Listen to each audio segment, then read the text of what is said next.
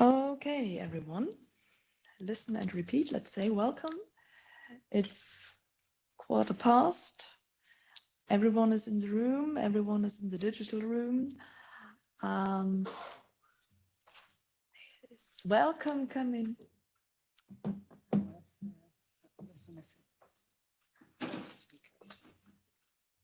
Yeah, take your time. No worries. It's just a warm up.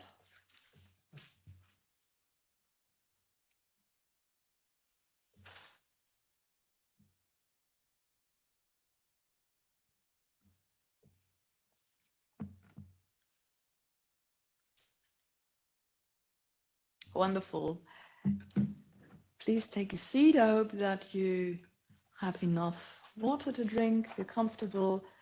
And then I'm very happy to start with some opening remarks. And as you know, next to me, it's Dr. Miriam van Rijzen, and she's going to moderate.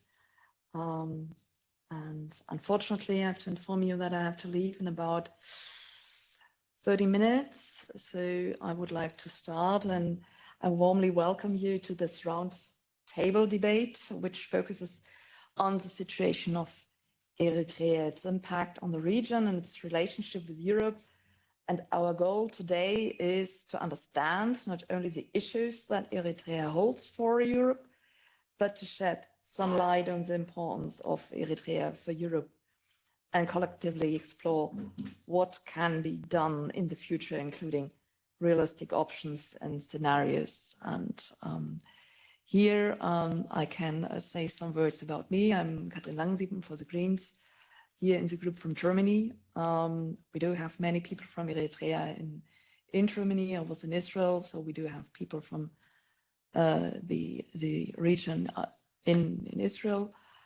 And here I'm in the AFET Committee for Foreign Affairs with a focus on the region Sudan, Eritrea, Ethiopia, Tigray, of course, was an important topic, is an important topic, and that's why we are here today on that. And it's a pleasure, of course, to see so many distinguished speakers when I have an eye on the list and experts here. And I would like to express my gratitude to the Europe External Program with Africa for their initiative in organizing this event and for all the work that has been done behind the scenes. Thank you from my side for all your work you have done. Our discussion will encompass a wide range of speakers who will address the human rights situation in Eritrea, the plight of Eritrean refugees, and the far-reaching implication of the regime beyond its borders into the Horn of Africa and Europe. Migration, the issue of sexual violence, and the phenomenon of enslavement and human rights violation will be part of today's discussion. Crucial topics, especially from my perspective as a woman. The objective of this roundtable is to discuss a way forward both from a European and an African perspective. The situation in Eritrea affects not only the region itself, but of course Europe as well. Eritrea has gained international attention in recent years, largely due to the significant number of Eritrean refugees embarking on perilous journeys to Europe in their quest to escape political oppression and the Eritrean indefinite national service. Proportionate to its population, more refugees come to Europe from Eritrea than from any other country. This also brings the international conflict to the outside world. Violent incidents at events and Eritrean festivals in Stockholm, Tel Aviv, Gießen, and Stuttgart in Germany are symptomatic of this issue and represent only the tip of the conflict iceberg. Despite fleeing their home country, Eritreans cannot entirely escape the influence of President Afewerki's autocratic regime. The regime Long's arm operates in both democratic and non-democratic countries. In countries without democratic systems, its impact is strongly felt as Eritreans are considered labor migrants rather than political refugees. They need valid passports to obtain work permits and are compelled to pay diaspora taxes since they rely on the services of Eritrean diplomatic representation.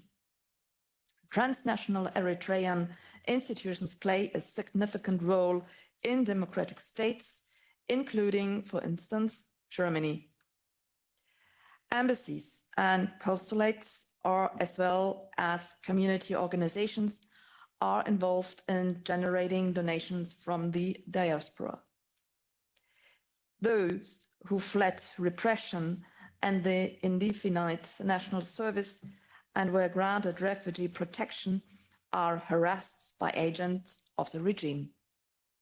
This phenomenon and practice has an international dimension, and I'm familiar with similar situations in the large Syrian community in Germany, with whom I maintain close contact. Europe needs to pay closer attention here, and security authorities must show the sensitivity that matches the gravity of the situation. Regime learned from other regimes. One could cynically say best practices at its worst.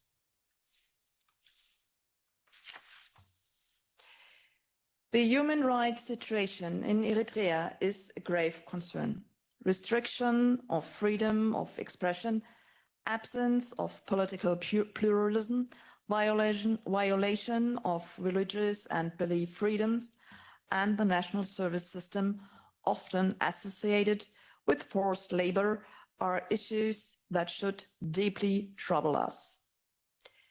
The European Union also expressed more than just concerns in June of this year at the UN Human Rights Council in response to the report of the UN Special Rapporteur, Dr. Babiker. The EU underlined that the lack of progress in human rights is a problem. Numerous individuals are still arbitrarily detained, and many Eritreans remain missing.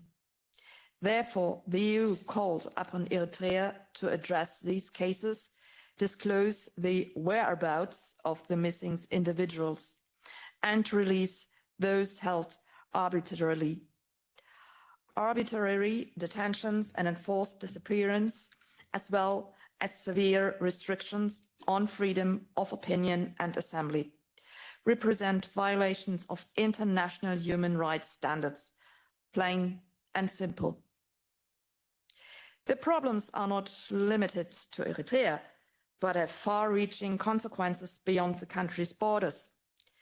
The influence of the Eritrean regime extends into the Horn of Africa region.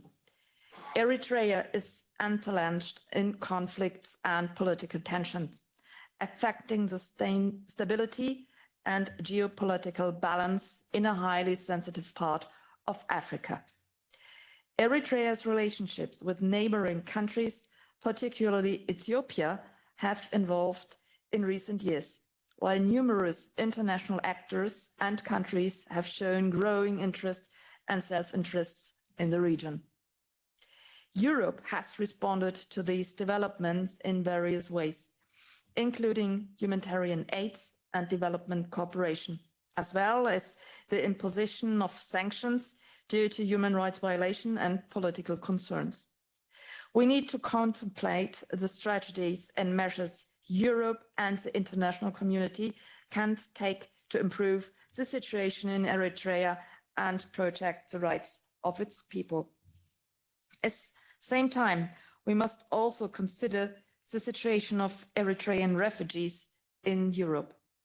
Their journey is perilous and often desperate, and they face numerous challenges upon the arrival in Europe.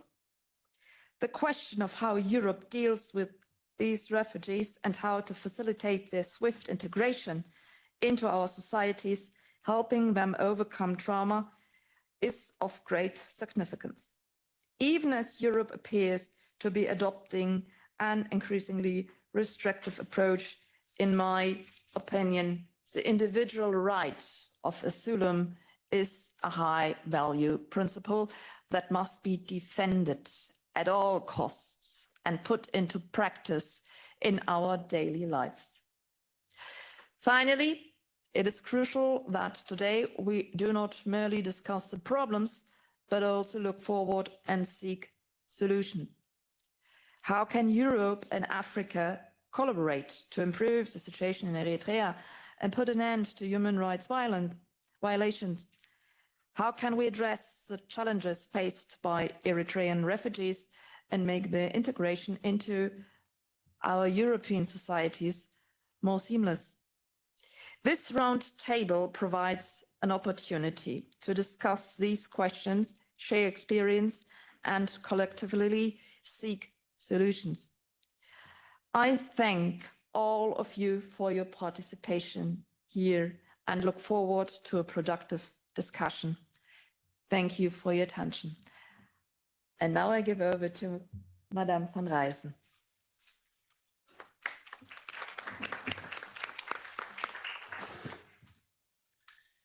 My name is Miriam van Rijssen. I am the moderator of this panel, and I first of all would like to thank you, Katrin, Mrs. Langensiepen, for organizing this important roundtable at this very important moment in time also, and for all the work that your staff has done to support the organization of this seminar. We have received the statement of Dr. Mohamed Babikar. He's the UN Special Rapporteur on Eritrea, and he would have been here in person today, but he is presenting at the UN General Assembly. So he has sent his statement for the roundtable here today, and he has asked me to read it. So I'm going to read the statement here of Dr. Babikar, the UN Special Rapporteur on Eritrea.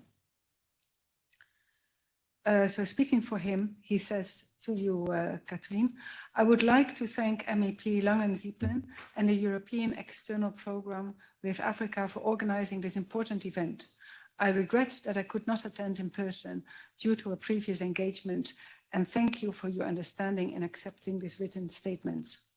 Since I took up the mandate of UN Special Rapporteur in September 2020, the human rights situation in Eritrea has continued to deteriorate. The 2-year-long conflict in Tigray erupted 2 months after I took on the duties of Special Rapporteur. Over the past 3 years, I have received testimonies and documented atrocities committed by the Eritrean Defense Forces in Tigray, including massacres, extrajudicial killings, sexual violence, kidnappings, destruction of humanitarian infrastructure, and targeting of Eritrean refugees, and looting. I continue to receive information regarding human rights and humanitarian law violations committed by Eritrea in Tigray after the cessation of hostilities, including the kidnapping and enforced disappearance of civilians, extrajudicial executions, sexual violence, and looting. The continued presence of the Eritrean Defense Forces in disputed areas in Ethiopia, as well as the presence of a large contingent of Eritrean Defense Forces alongside the Eritrean-Ethiopian border, is of great concern. Beyond Tigray, I cannot emphasize enough the perverse impacts of the conflict on the human rights situation in Eritrea. The Eritrean government ramped up conscription campaigns, forcing thousands of Eritrean men, women, children, and older persons to fight in a war that has taken the lives of 400,000 to 600,000 people. Thousands of Eritreans are estimated to have perished. In most cases, their families have not received any information about the fate of their loved ones. Almost a year after the signature of the cessation of hostilities agreement between the Ethiopian government and the TPLF, Eritrean families continue to live in anguish and uncertainty as they wait to hear from them. The Eritrean authorities effectively have raided the country, conducting rounds up and conscripting thousands of Eritreans into the military. Those who attempted to evade the draft of or refused to fight in Tigray faced harsh punishments to force them to comply, and those are, among others, torture, arbitrary detention in inhumane or degrading conditions, extrajudicial killings for those who attempted to flee, and the collective punishment of their families and communities who found themselves imprisoned, evicted from their homes destroyed, their cattle killed or starved. When neighbors or relatives attempted to help them, they were threatened.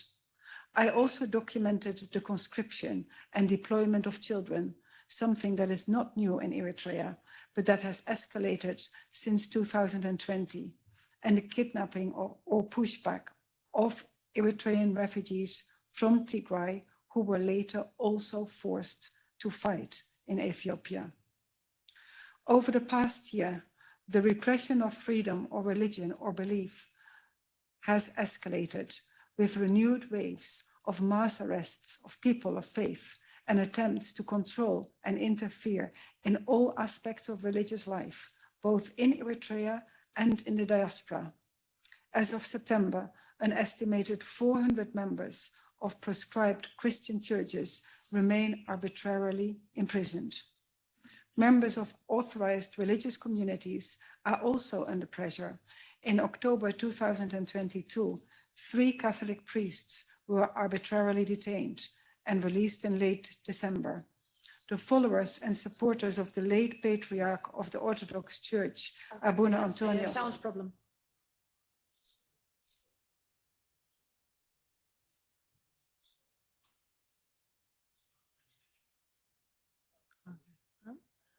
Thank you. Let me just continue. Thank you.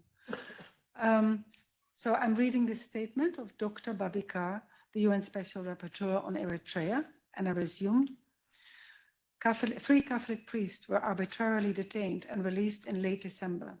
The followers and supporters of the late Patriarch of the Orthodox Church, Abuna Antonios, are being persecuted both in Eritrea and abroad, as the authorities seek to solidify their control over the Orthodox Church.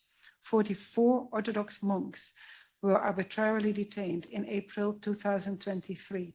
Between 150 and 180 teachers and students were arrested at an Orthodox theological college in Asmara. In recent months, we have also seen an increasing polarization among Eritreans in the diaspora, with clashes between Eritreans in several European and North American cities. This is the result of the complete lack of civic space in Eritrea and of any avenues for Eritreans to participate in decision-making in their own country. No elections have been held in over 30 years, and President Afwerki has continued to rule with no rule of law, no separation of powers, or any limitations to his power. Eritrea remains a single-party state where no political groups or movements are allowed to organize, and independent media and civil society are not allowed to operate.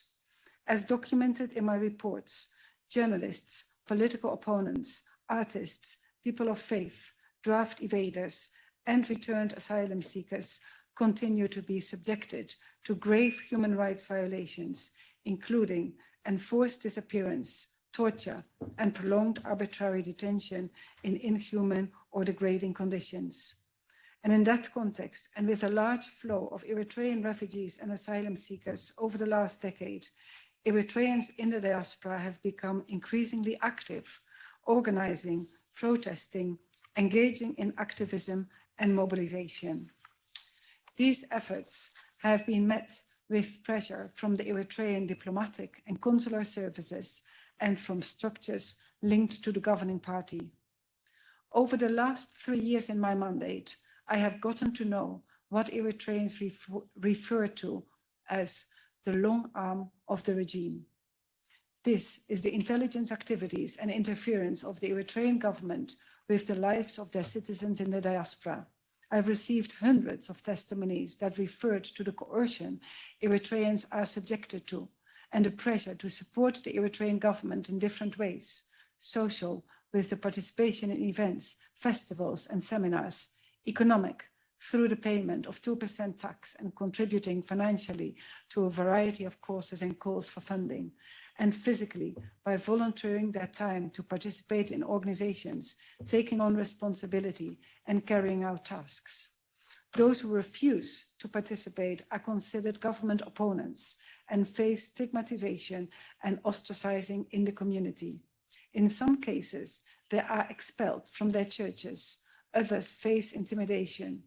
Those who do not pay the 2% tax or are flagged as opponents cannot access any consular services or even services from the administration in Eritrea. This can have a huge impact on their lives and the lives of their families.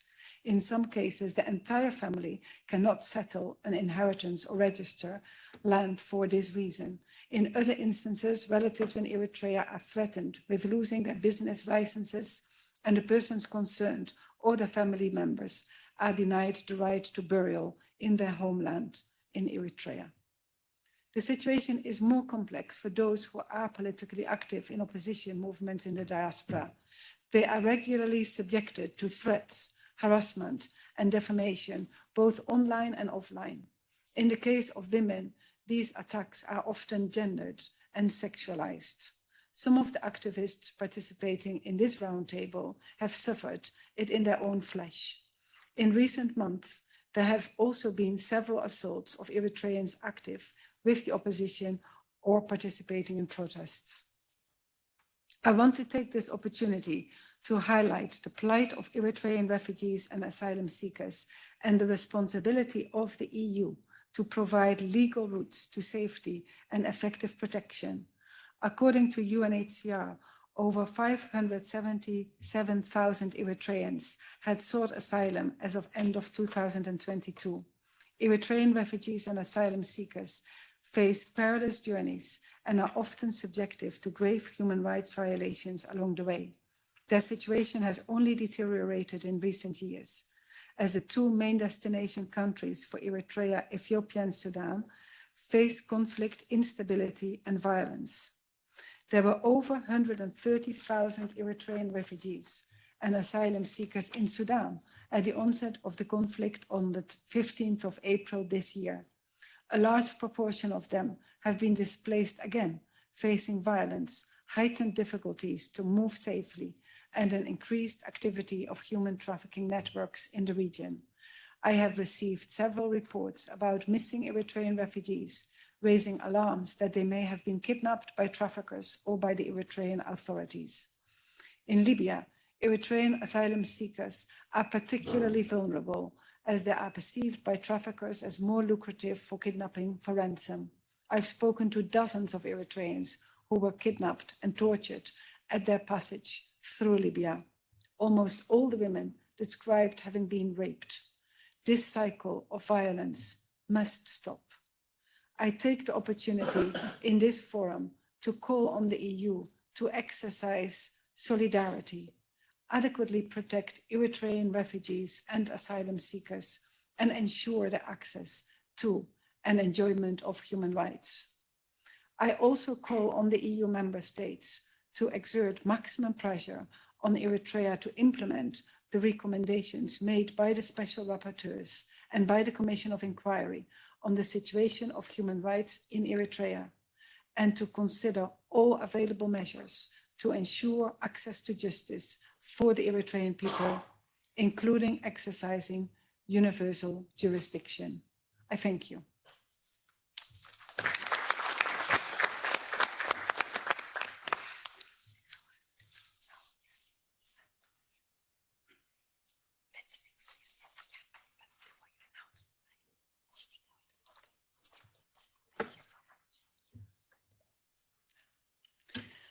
So I would like to thank MEP Katrin Langensiepen again for hosting this seminar. And it is my pleasure now to open the round table part of this seminar. Again, let me introduce myself. My name is Mirjam van Rijssen. I am a professor at Tilburg University and Leiden University. And it's an honor to moderate this panel today. I would like again to make it clear that we are here in the democratic house of Europe, and we will therefore make sure that all the rules that go with a properly democratically organized debate are followed. And so I will ask anybody to be respectful to the speakers. If there are any questions or points of clarification, then please indicate that, and then within the sections after the speakers, we will seek time for those questions or comments. So I also would like to thank everybody for being here today. First of all, the speakers, some of whom have traveled far, and everybody present here in the room, and also the many people who are following this discussion online. Welcome to everybody. It's a very important moment, I feel, to have this roundtable, and I hope that we will be able, through these presentations, to connect some of the dots of the issues that both MEP Langensiepen and Dr. Babiker have already spoken to. That what happens inside Eritrea reflects what happens outside Eritrea and on the routes to Europe and inside Europe. And we will hear from the speakers more what that means in all of those specific situations. So with that, I am honored to present to you the next speaker. That is Tadesse Tekle-Berhan, and he will speak as the chair of the Eritrean Human Rights Defenders on the situation of the Eritrean diaspora in Europe. Tadesse, you have the floor. Thank you for giving me, Professor Mire. My name is Tadesse Tekle-Berhan, a member of Eritrean Human Rights Defenders. Thank you for inviting me. I will focus on the urgent action needed in addressing human rights violations by the Eritrean regime on Europe. Ladies and gentlemen, we are all aware of the alarming situation involving the totalitarian regime in Eritrea, and it is a widespread violation of human rights. The abuse and the oppressions inflicted upon the Eritrean citizens have been extensively documented and acknowledged by numerous international newspapers, human rights organizations, as well as Eritrean opposition groups in the diaspora. In particular, the 600 pages report published in 2016 by the UN Special Commission of Inquiry into the human rights situation in Eritrea serves as a testament to the grave violations and crimes against humanity committed by Eritrean regime. The report specifically stated that Eritrean embassies abroad are reported to be recruiting spies for diaspora surveillance and exercising pressure on Eritreans in exile to either support the regime or remain silent. Despite consistent reports from the United Nations Special Rapporteur on Eritrea, the EU and the international community at large have failed to take substantial punitive action, leaving the victims of these abuses without justice. The inaction of the European Union and the international community has become even more prominent following the 2020 peace agreement between the new government of Prime Minister Abiy Ahmed in Ethiopia and Eritrea, which aimed to end the hostilities between the two countries. Regrettably, the regime of Isaias Afwerki has not only continued its oppressive practice, but has also committed gross violations of human rights, including war crimes and acts of genocide in the Tigray region of Ethiopia, together with the Ethiopian armed forces and other armed groups. The International Commission of Human Rights on Ethiopia has documented these atrocities, yet the European Union and the United Nations have neglected their responsibility to scrutinize these grave violations, and by lowering the bar of accountability for Ethiopia and for Eritrea, for that matter, when they failed, they renew the Commission mandate. It is disheartening, but not surprising to note that the Eritrean government persists in harassing, threatening Eritreans and imposing a 2% tax on the gross income of its exiles. The reports of physical abuse, money laundering, illegal money transactions, and sale of illicit spirits during exile organized in European countries are deeply concerning. These festivals aim to glorify the Eritrean regime, collect funds, and falsely showcase international support. Many Eritrean refugees who have experienced the cruelty and oppression of the regime firsthand are frustrated and perplexed by the fact that Europe is being exploited as a platform for illegitimate activities by one of the world's most hardened dictatorships. This issue not only provokes and oppresses the victims, but also poses a threat to fundamental freedoms, European democracy, and the integration policies of national government. Additionally, the presence and activities of the Eritrean regime, spies freely roaming, and Western countries even pose a potential threat to national security. In light of this grave concern, we in the Eritrean human rights defenders implore the EU to take immediate action to halt the human rights violations committed by the Eritrean regime on Europe's soil.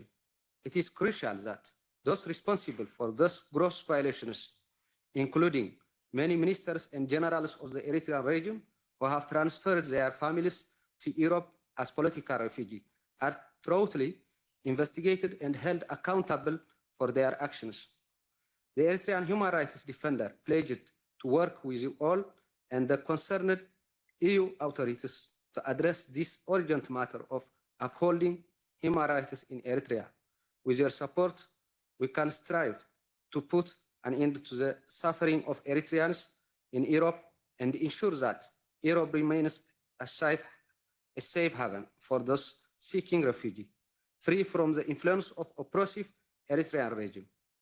I thank you.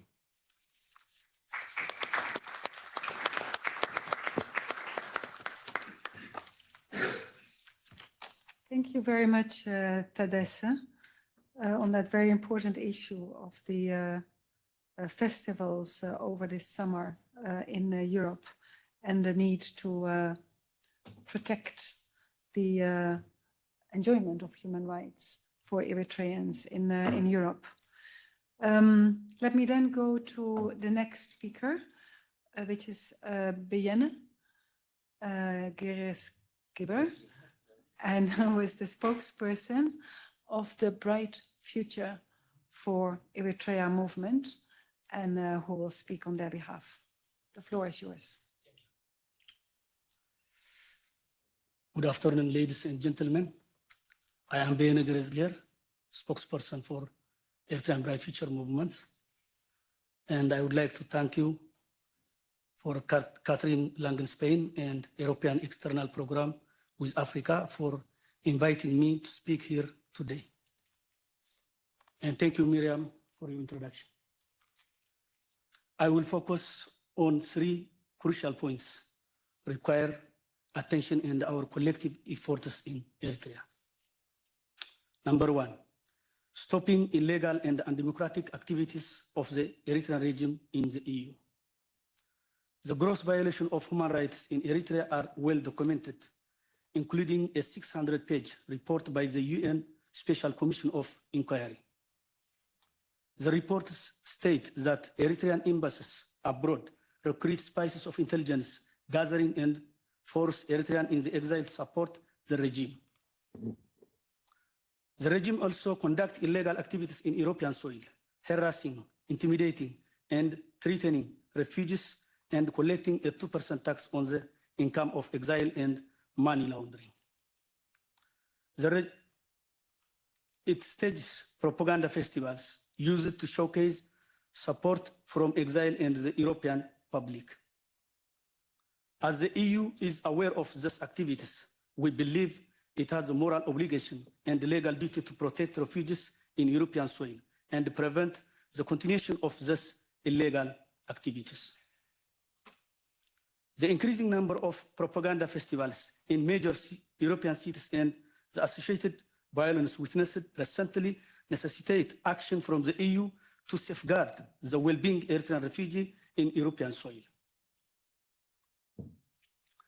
Many of Eritrean refugees traumatized by the regime's cruelty and oppression feel extremely provoked to see regime in Eritrea using European as platform to exercise its power. We underscore the spies of the Eritrean regime that openly supports Russia's Putin poses a threat to EU national security. Number two, the issue of continued flow of Eritrean refugees. Eritrea has been experiencing a mass exodus with approximately 1 million Eritreans fleeing the country since its independence in 1993. This not only affects the demographics of the nation, but also hampers the struggle for democratic governance. The repressive regime sees this mass exodus as a way of eliminating the risk of youth uprising and opportunity to exploit refugees from monetary gain. To address the root causes of this dilemma, the repressive regime in Eritrea, it is essential for the EU to assist us not only by recognizing and supporting our struggle for regime change. Number three, ensuring peace and security in the Horn of Africa. The current regime in Eritrea has destabilized and undermined the security of several countries in the Horn of Africa. It has committed gross violations of human rights, including crimes against humanity, genocide, war crimes in Tigray region of Ethiopia, together with the Ethiopian armed forces, as reported by the International Commission of Human Rights on Ethiopia. Those responsible for these crimes must be held accountable. The prevention of a failed state in post-dictatorship Eritrea, fragmentation of the Ethiopian state, and guaranteeing peace and security in the Red Sea and Bab el-Mandeb and the entire region are not only in our interest, but also vital for the EU. The EU and its allies should pressure for regime change and need to create a stable alliance with those of us who seek a transition to a democratic governance and minimize the risk of social collapse and regional instability.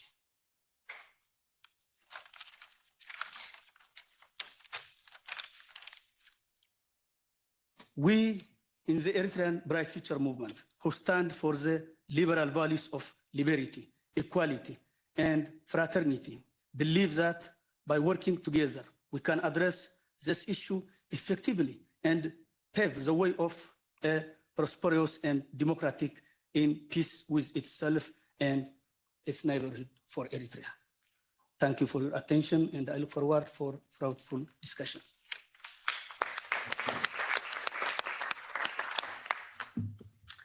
Thank you very much, Diana. I'm looking meanwhile if there are any questions or comments. Please raise your hand if that is so. And then it's my honor and privilege to give the floor to Vanessa Tsahai. We have just heard from Tadesse and Diana, who both fled from Eritrea. And Vanessa is speaking here as a second generation activist. And she will explain that herself on human rights solidarity in Eritrea and with Eritreans and for justice. Vanessa, I give you the floor. Thank you so much.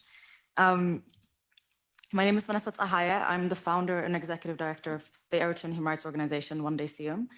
According to the invitation I received, this roundtable is being organized at the European Parliament to understand the problem that Eritrea presents in the international arena and the options that Europe has to deal with these problems. I would like to deviate slightly from the assumption behind that premise of Eritrea as the sole perpetrator and Europe as a potential savior, because I do not think it accurately reflects the dynamics and challenges currently at play in the Eritrean human rights crisis. The crisis does not just include the abuses that happen inside of the country, but also the atrocities that Eritreans face after they flee. The Eritrean government is a brutal and inhumane group responsible for decades-long systemic abuse against the Eritrean people, but they have not acted alone to create the crisis that exists today. The 2020 mass protest that broke out in the US following George Floyd's murder and quickly spread globally was quickly adopted by movements all over the world that both stood in solidarity with the mass protest, whilst also addressing systemic abuses against people of color in their own country. I was disappointed, but not surprised, that the European Union's migration policies never came under fire during that period. The EU's migration policies, or EU's war on refugees, as I prefer calling it, has been decades-long conflict by one of the richest entities in the world against some of the world's most vulnerable individuals. The purpose of this war has always been simple: to stop as many refugees from coming to Europe, no matter the cost. This war is not about capacity. Europe can afford to take in refugees. Report after report after report has proven that the cost of opening safe and legal routes to Europe would never even begin to compare to the billions after billions after billions that the EU continues to spend in their war against refugees. No, this war is not about capacity. It's about race. The EU simply does not want non-white refugees to come here. This was made even more clear by the language used and policies passed to make Ukrainian refugees exceptions from their war on refugees last year. The European Union's war on refugees is an attempt to abandon their obligations under international law whilst pretending still obliged by them. They're legally obliged to offer asylum to anyone who successfully applies it, and to avoid that responsibility, they have funded, trained, and equipped armed groups and states to make the roads to Europe as dangerous and deadly as possible. Of course we offer asylum, they say, but only if you're willing to die for it. At least 80% of Eritreans who apply for asylum in Europe receive it. If they would be able to access the asylum process safely, they wouldn't have to waste years and money on the different routes trying to get here, risking their lives or suffering unimaginable horrors such as torture, slavery, and sexual violence before getting what they're legally entitled to after they come here. The European Union's brutal, inhumane, and unlawful war on refugees is the largest stain on Europe's conscience since the Second World War. The worst part about this war is that it's being committed by an institution pretending to be a guardian for human rights and pointing fingers at others. And they're able to get away with it because a vast majority of Europeans don't know much about what's happening on our shores and in other countries related to this war. This war has affected Eritreans specifically in two ways. Firstly, the European Union is directly responsible for much of the abuse against them after they flee, specifically in Sudan, Libya, and on the Mediterranean Sea.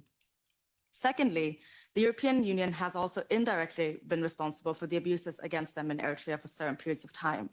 As a part of their war on refugees, the EU also provides, and has provided in the past, development aid to stop migration by addressing the root causes.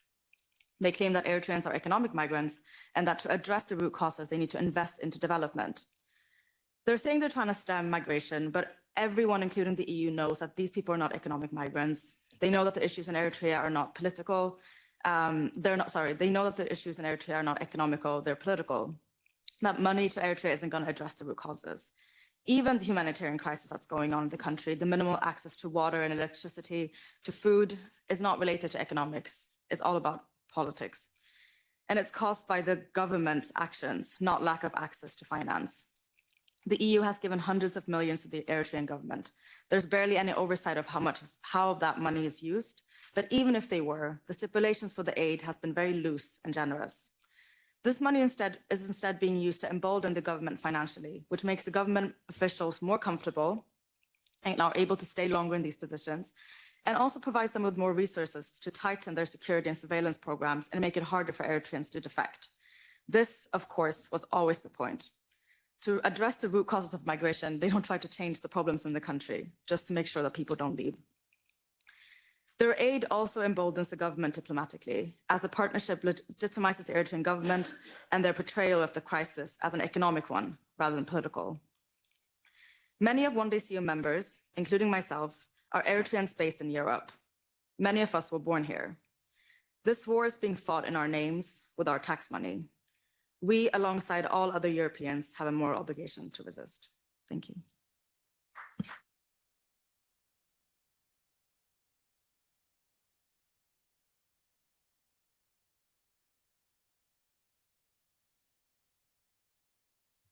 Thank you, Vanessa, for those critical remarks.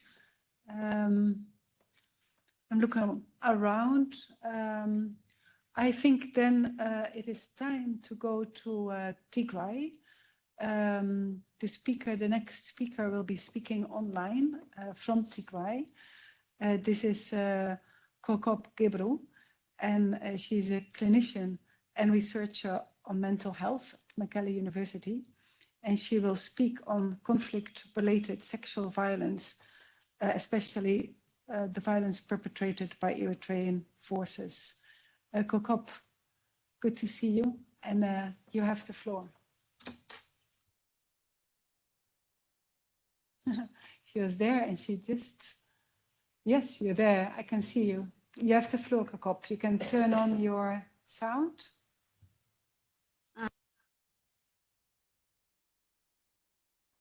Can you hear me? We can hear you. Please go ahead. Thank you, Miriam Van Riesen. And I'd like to thank the European External Programs with Africa for inviting me to speak here today. It's truly an honor to be here and be a voice for Tigrayan women and girls as I share my understanding of the conflict-related sexual violence perpetrated against women and girls by Eritrean forces. As we continue to witness the devastating effects of war on Tigray, it is important to address one of the most heinous crimes being committed against the people, which is the use of rape as a weapon of war and genocide. Since November 2020, numerous reports have emerged with evidence of women describing the perpetrators to be from different groups.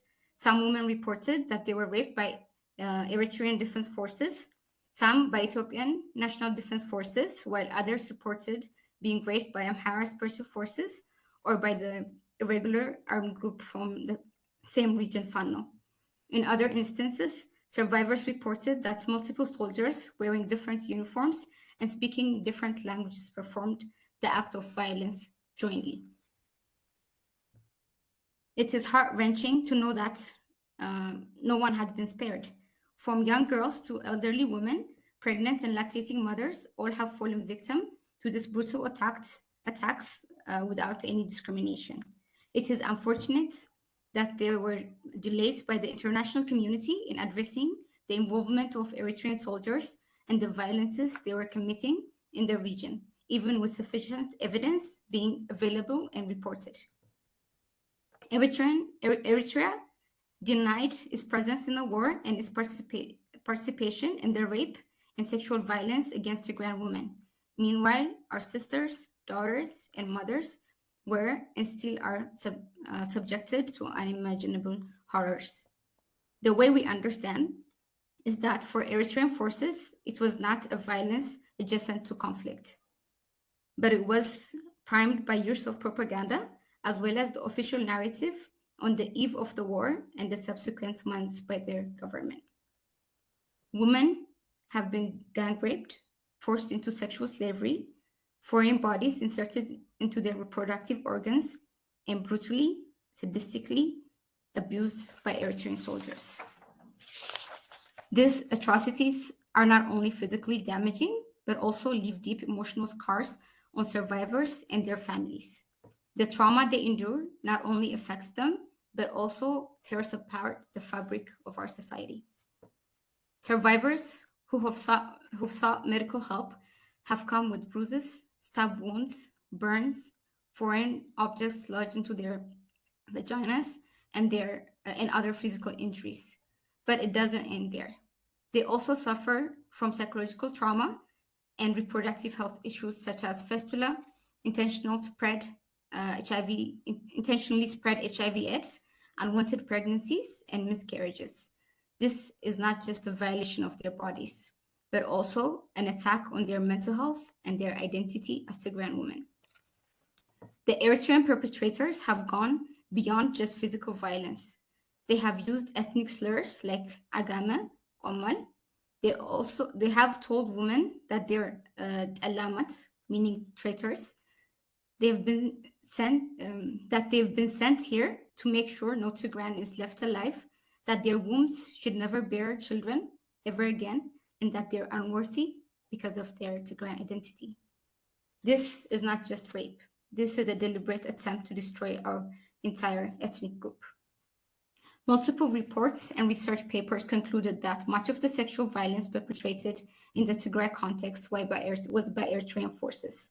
A recent report by Physicians for Human Rights, PHR, specified that up to 66% from the reviewed sample of medical records in their report indicated that rape was perpetrated by Eritrean forces against women and girls in Tigray.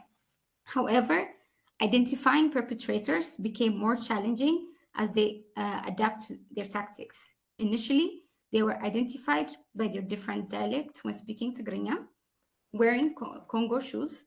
Some have marks on their faces and wearing a different uniform. However, after facing international condemnation, they started wearing the uniforms of the Ethiopian National Defense Forces while continuing to commit crimes. This was part of the attempt to conceal the Eritrean perpetration of these crimes. Additionally, the blockade and siege in the region had cut off any support that was coming in, making it more difficult for survivors to access the help they urgently needed. The communication and internet blockade meant there was no voice for the victims.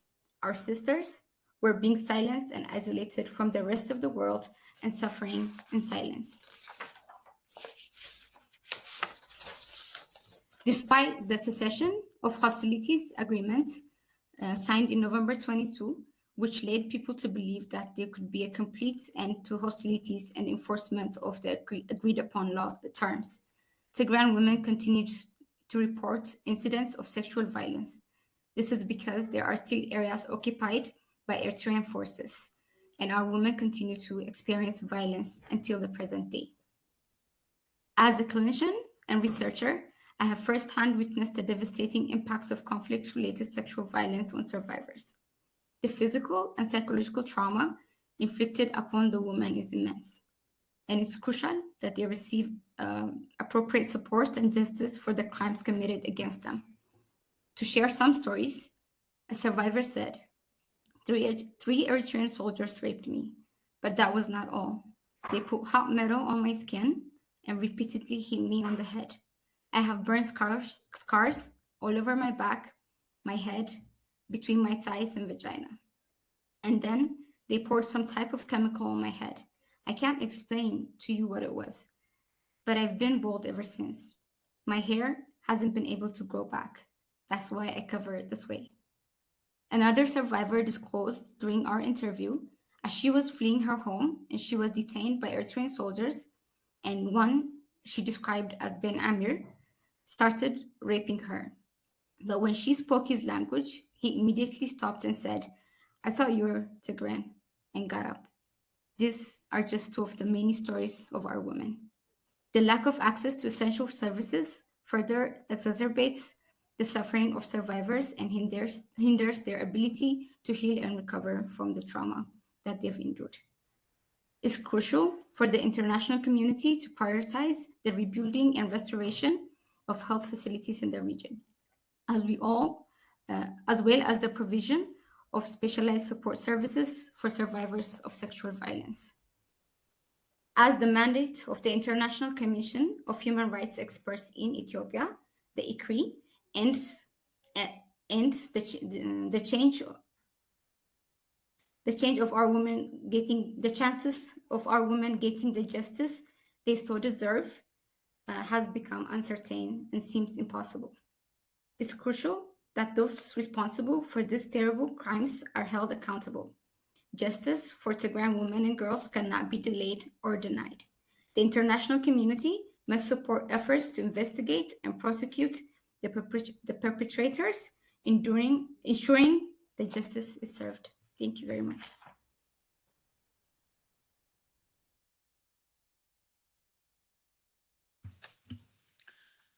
Thank you very much, Kokop. That was also a very brave testimony, and it's really thanks to the work that you and your colleagues have done that we are able to know about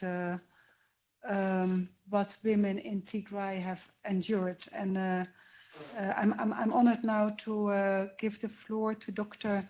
Salam Kidane, who will also, I think, speak to the courage that we feel you and women in Tigray have had to speak out on this issue. Salam, it's a great pleasure to receive you here in Brussels once again and in the European Parliament, and to give you the floor. We look forward to hearing you. Thank you, Professor Van Ruysen, and my thanks to the Honourable MEP for hosting this event, these important discussions. As a British Eritrean, it's a double honour to be addressing these EU roundtable discussions and give an overview of the impact of war and political violence from a psychological perspectives. On my journey to work yesterday, I was listening to the news coverage and reflecting on the devastation that the current war in the Gaza Strip is causing.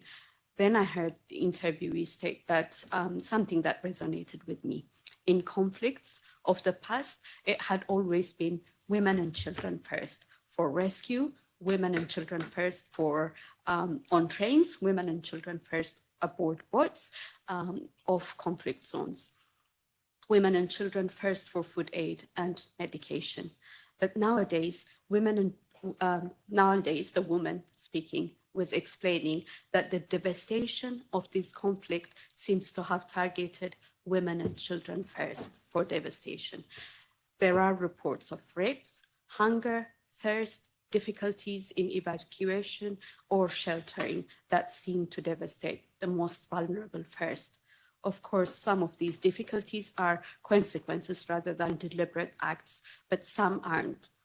Those of us who have been following the war in Tigray, and as bravely expressed by my colleague Kohob, have come to the painful realization that the heinous rapes and barbaric sexual violence were used deliberately to inculcate terrorization and traumatization of an entire nation, as were the massacres that targeted people who had attempted to access their sacred sanctuaries, their places of worship.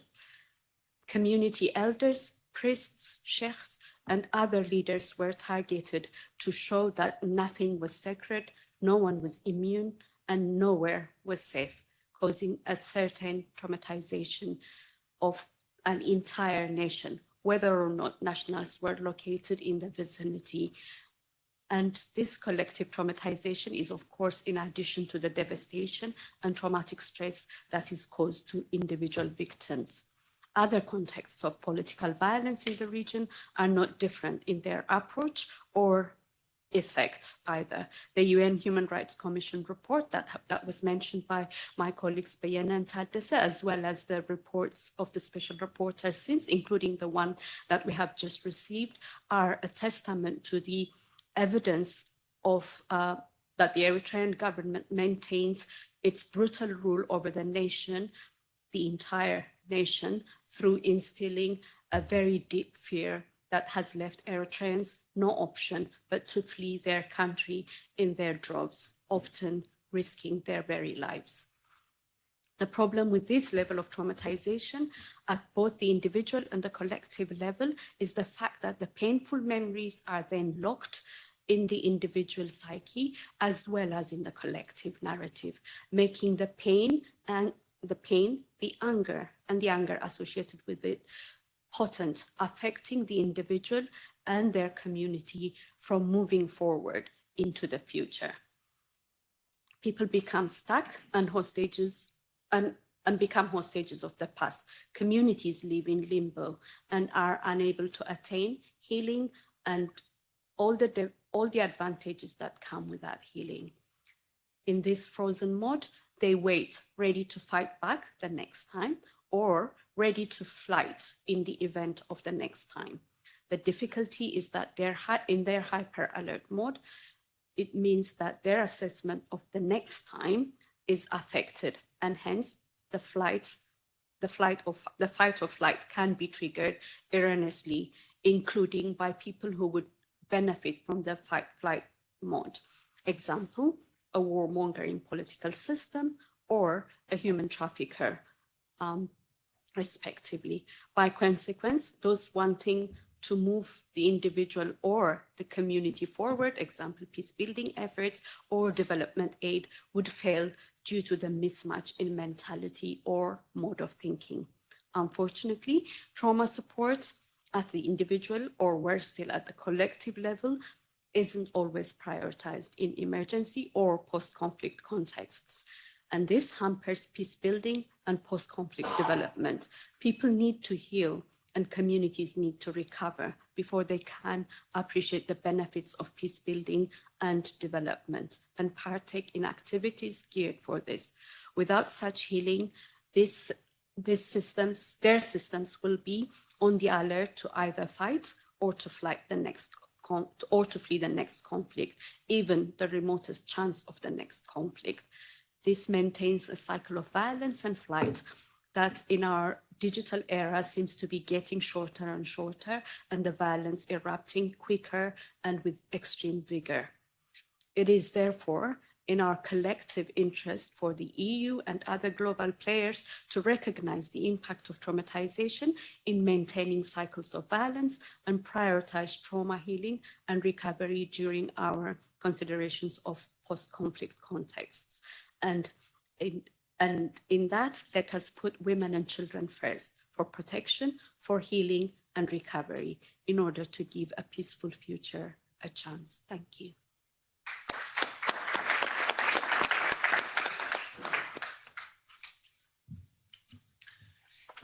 Thank you very much, Salam.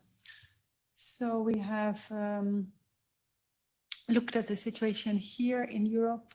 We have looked at the situation in Eritrea. We have looked at the situation in Tigray and Ethiopia. And so in the last part of this panel, we have to consider the situation on the routes that are then available when people flee Eritrea or the region. And so with that, I'm first going to give the floor to Kai Smith. He's a researcher in human trafficking at Tilburg University, and will talk on the chains of responsibility on human trafficking towards the EU. Thank you, Kai. Thank you, Professor van Rijssen. Thank you also for MEP Langensiepen for inviting me to speak here today, and also Europe External Program with Africa. My name is Kai Smits. I'm a PhD researcher at Tilburg University, and together with my colleagues, we've been investigating human trafficking routes from the Horn of Africa, specifically Eritrea, towards Europe. Some colleagues here at the round table have already mentioned the devastation of human trafficking, and we've really seen that as well in the research. In these human trafficking networks, refugees are detained and tortured to extract ransom from them, from their families and from their communities. They are forced to contact relatives, and they are forced to beg for a ransom, sometimes up to thousands of US dollars. And often, instead of being released after that, they are sold on to other traffickers and more money is extracted from them. The situations in which they are held are inhumane, and many refugees have told us of grave human rights violations perpetrated against them in these situations. And they really have no escape. And this leads to a cycle of violence that we have described.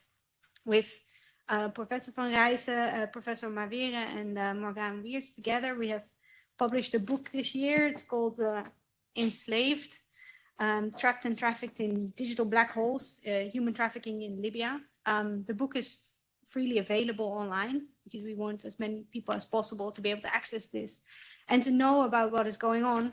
As you can see, it's also a very big book.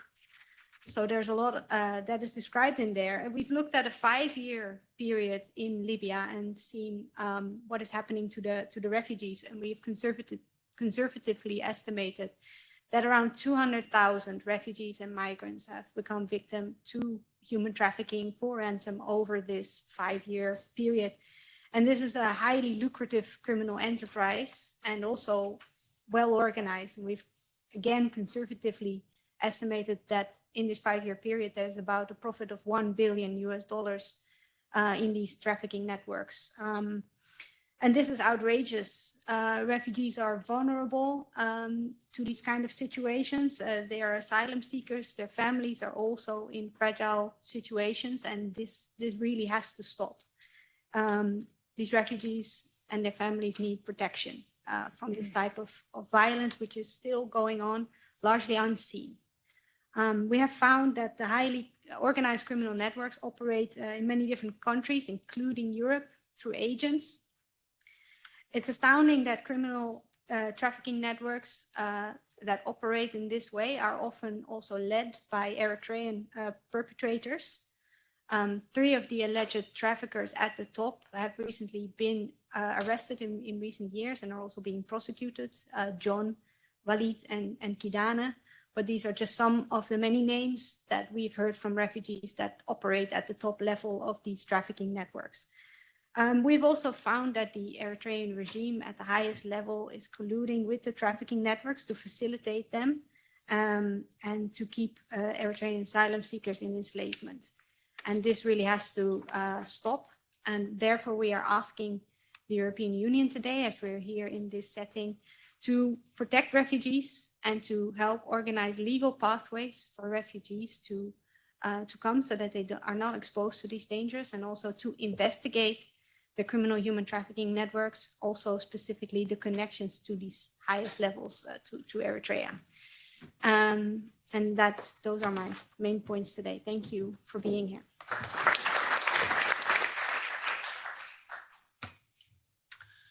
So, is there an escape from this situation of enslavement that seems to be affecting Eritreans everywhere and in their country, on the routes, and even to a certain sense, even inescapable when they are here in Europe, where they still are under control of the Eritrean regime's long arm. So Dr. Sarah Arapiles, he has studied this question, and as a teaching associate in law at the University of Nottingham, it's a great pleasure to welcome you here today, Sarah, and to hear you.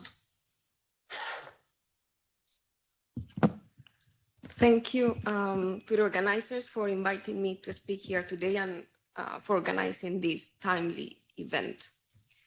This month marks 10 years since the massacre of Lampedusa.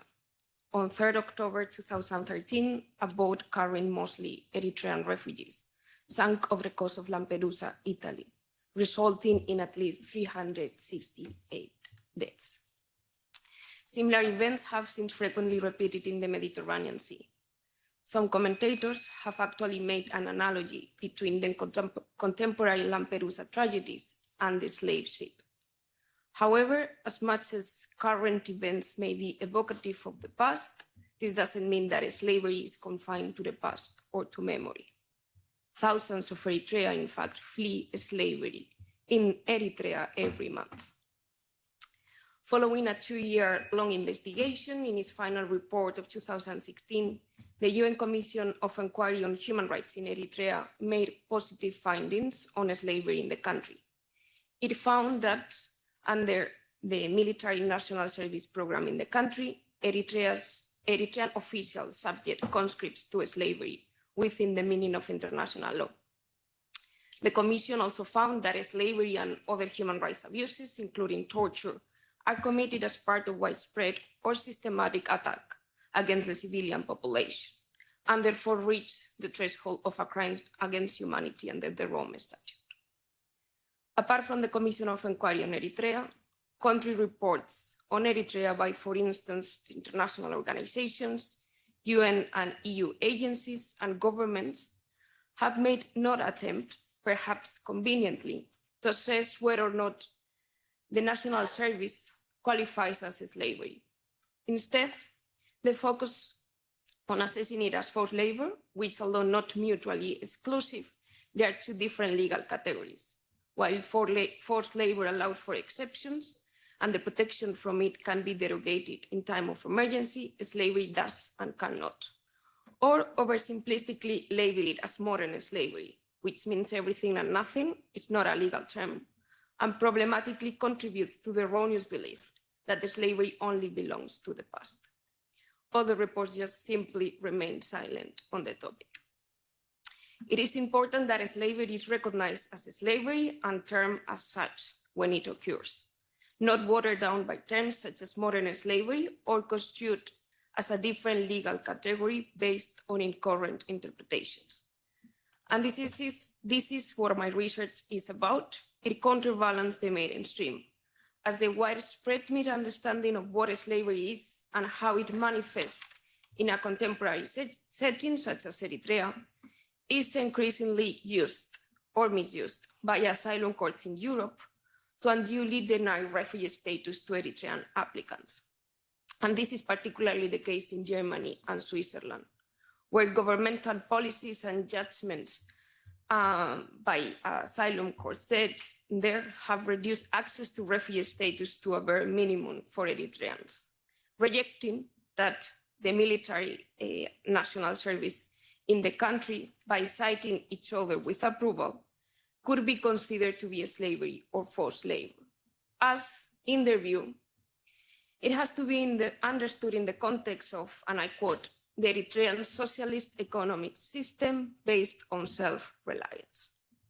The Higher Administrative Court of Hamburg and the Administrative Court of Gießen go as far as to rule that the national service in Eritrea is a normal civic obligation, which is actually one of the permitted exceptions to forced labor, arguing that, and I quote, it serves the general interest and social solidarity by comparing national service in Eritrea with compulsory fire service in Germany in cases where there are not enough volunteers. I think we can all agree that this greatly differs from the obligation to perform national service in Eritrea in arbitrary conditions under pain of severe punishment and for an indefinite period. The change of practice towards Eritrean asylum applications in Germany dates back to 2016. Until then, most Eritreans were granted refugee status in the country. The Germany change of practice and policy shift coincides with an official visit of Eritrean authorities to Germany in early 2016. The visit was aimed at fostering bilateral ties and attracting investment in various sectors in Eritrea. A few months after, in November 2016, Eritrea and the International Fund for Agricultural Development signed a financial agreement to boost coastal and inland fisheries. And Germany is the only country among the international co-financiers. It has contributed so far $11.55 million. Actually, Eritrea traditionally exports fish to Germany, among other European countries. Fishermen in Eritrea are subject to national service and therefore are slaves. National service extends to all sectors in Eritrea, public and private. It was not long ago that the EU was subjected to wide criticism for funding slave labor in construction sites in Eritrea through the EU Emergency Trust Fund for Africa. Funding something that is in breach of human rights contravenes EU and international law, and most probably many national constitutions of EU member states.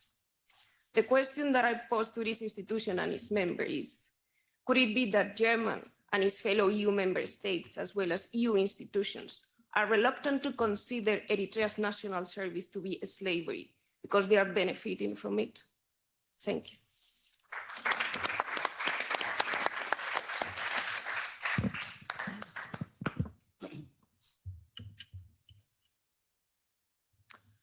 So that is a very important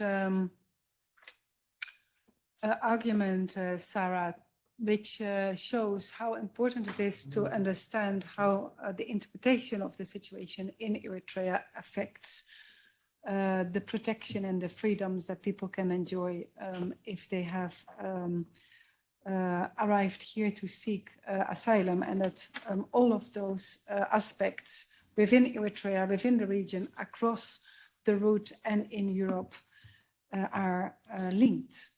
And I also think that what is really important of what you just set out is that we can't consider these situations with loose or sloppy arguments, but that they need rigorous analysis, and that they need to follow logic and facts.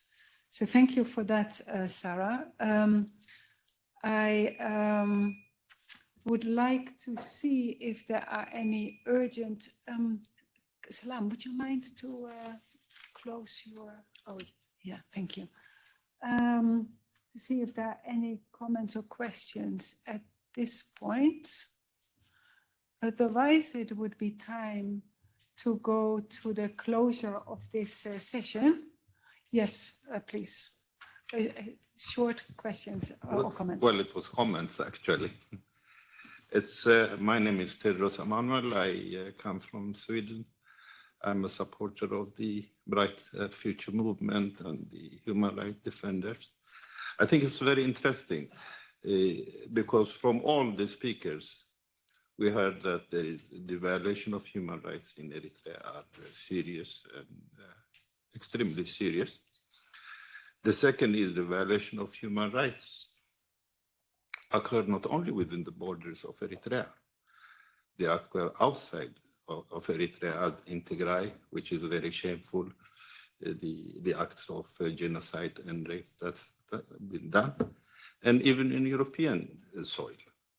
The third question that comes is the passivity and the inaction to allow this to continue year after year. And that raised the question of why. Vanessa took the issue of eventual racism, or is that everything that occurs outside the European border is of no interest to the Europeans and to the world? And the fourth is the issue of addressing the main source of this, the root cause of this problem, the Eritrean government. And that's what Biene addressed, because without addressing that, we cannot come into the issues of refugees, we cannot address even the other things, because most of us, like me, I've lived here and stayed all my life. I'm a medical doctor. I couldn't even help my own people with my own knowledge. So I think it's also important to take the issues of the root cause of. Thank you very much. It was a comment. I apologize for taking There is no need to apologize. It's very important to hear the comments. That's why we have a roundtable in the first place. Yes, please. My name is Mr. Abraham Razana. I'm from the Eritrean Embassy. And when I say the Eritrean Embassy, I see many faces light up because you expect me to dignify the falsehoods that have so far been heaped up on Eritrea with a reply, which I'm not going to do. But out of pity, I would like to remind you this venue is not going to add any weight to the falsehoods that have been heaped up so far on Eritrea. Just saying. Thank you for that comment. Just looking around if there are any more comments, please. Yes. I'm from Eritrea Tour. I'm from Belgium. I'm from Eritrea Tour. In 2014, a friend of mine, Michel Colomb, from Investigation, he went to Eritrea and he had a discussion with President Afwerki. And Afwerki said, come and see. If you want to judge, come and see. So I organized, together with my friend Mohamed Hassan, 2 trips to Eritrea in 2014 and one in 2016. We were 20, because only 20, because there are more than 40 people who want to go there. And we and I will organize the new trip to Eritrea in April 2014. No, I'm from a different world. What I hear here, in my opinion, that's the West. What I believe and I struggle for when I was 20, is for the South. Against imperialism, against the West, against the Americans, against Germany, against the European Union. Of course, there are many difficulties in the world, but we are in a period that the West is on decline. And that is great. And we see the global South growing, and Eritrea plays a great role in that. And we see that because in Africa, the prestige of the president of Turkey is great. Even not only in the Horn of Africa. I speak with comrades of Mali. They support, they don't anything about Eritrea, but when I told them what is happening there, they want to support the country. So, sorry, can you just finish, because I have yes, 3 more speakers. I say you belong to the past. Africa and the young people in Africa are the future. Thank you. I just wanted to give the floor to 2 more people, young people, I should say, from the region. And then I'm going, just so that this is also clear for those who will be doing the closing, then we'll go to the closure. So first of all, I want to go to Daniel, who is also speaking from Tigray, and a young researcher at Mekelle University. Daniel, you have the floor. Thank you so much, Professor Miriam, and I thank the opportunity for the European Parliament and the EP. My name is Daniel Zemkil. I work as a lecturer in Aksum University in journalism and communication, and I'm one of the survivors of the Aksum massacre, where Eritrean army searching home to home killed more than 1,000 people in Aksum. What I want to show here is that I'm grateful to see that perpetrators are still continuing their atrocity with impunity, and that's why I'm interested in this event.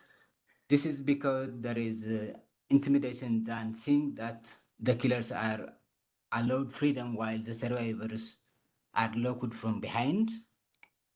We all learned that the role of government is to protect the right holders, the citizens, but what is happening around is that civilians suffering in the interest of the anti-democratic regimes. While what makes the international community, including the European Parliament, connected is that the value the existing order is working on, specifically the human rights and democratization and the aspiration towards achieving it.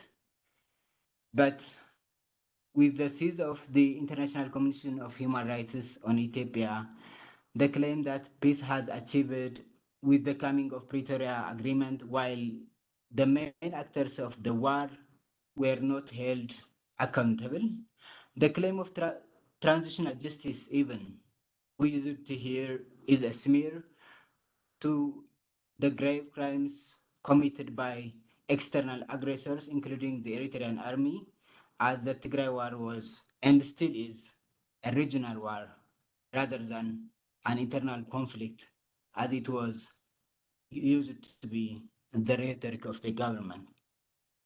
While there is no consensus on what happened, who perpetrated it, on whom, and after all, there is no sign of regret in the perpetrators and the regimes themselves. It's important to question how the existing modalities may bring peace and justice. for hearing to come for us. We victims want to know that aggressors will not ever left unaccountable. We kindly request the international community and the European Parliament in particular to help us make sure that impunity is not granted for perpetrators of crimes. Allowing so will result in encouraging guns as solutions rather than discussion. The developments around today do not show any hope of justice and accountability. Rather, the drums of another cycle of war, which still is being flamed by the perpetrators and their regimes. We are observing continuing military mobilization of the allies of the Tigray war, now antagonizing each other. There is growing media propaganda tit for tat, which is commonly understood as precondition for armed confrontations. But the victims are still the civilians. War is still continuing as a playfield of the regimes to attain their dictatorial aspirations. So, I kindly request the European Parliament to help us avoid this impunity with perpetration of grave crimes. Thank you so much.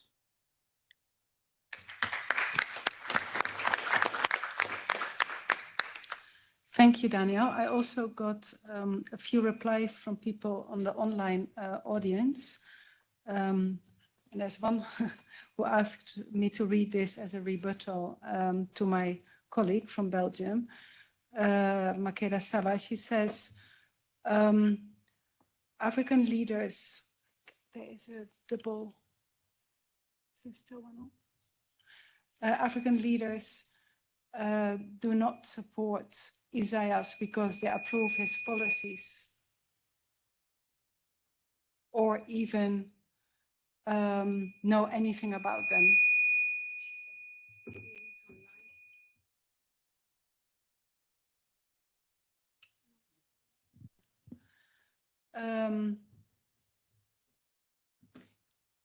In the neighborhood, those who loudly support Isaias do so because he pays them, using money from the diaspora and our minerals. Eritrea is great for the tourists, but it is hell for the people in Eritrea. All he's doing with these tours is to put hard currency in the hands of the regime. He should realize that all the people providing service with a smile are national service slaves. That is what she responded to this comment. There was also one other one from a young Eritrean diaspora woman in Sweden, and she asks to read the following. I would like to address what the PFDJ regime embassy representative has tried to show. A sense of contempt and disregard to everything that is being said, and act like the only relevant body in the panel, which is both out of place and not true. The regime won't get away with acting indifferent while being the main culprit in all of this. Not anymore. We want the international community to take firm steps to help the perpetrators of the war, and especially the regime in Asmara, accountable for relentlessly plotting to destabilize the region. There's more, but I think I'm going to leave it at this, because I also want to make sure that I can honor the closing statements of this roundtable. I think that I've given sufficient space to the comments from different sides. I know we will not settle all of this today, but I think that it is important that we have spoken, and I also thank the representative for attending. With that, I'm going to go to the closure. I can see that you are already there. Martin, it's my honor to introduce to you Martin Plaut, a research fellow at London University, senior researcher. Martin, you have the floor for your opening, for your closing remarks, rather. Thank you, Martin.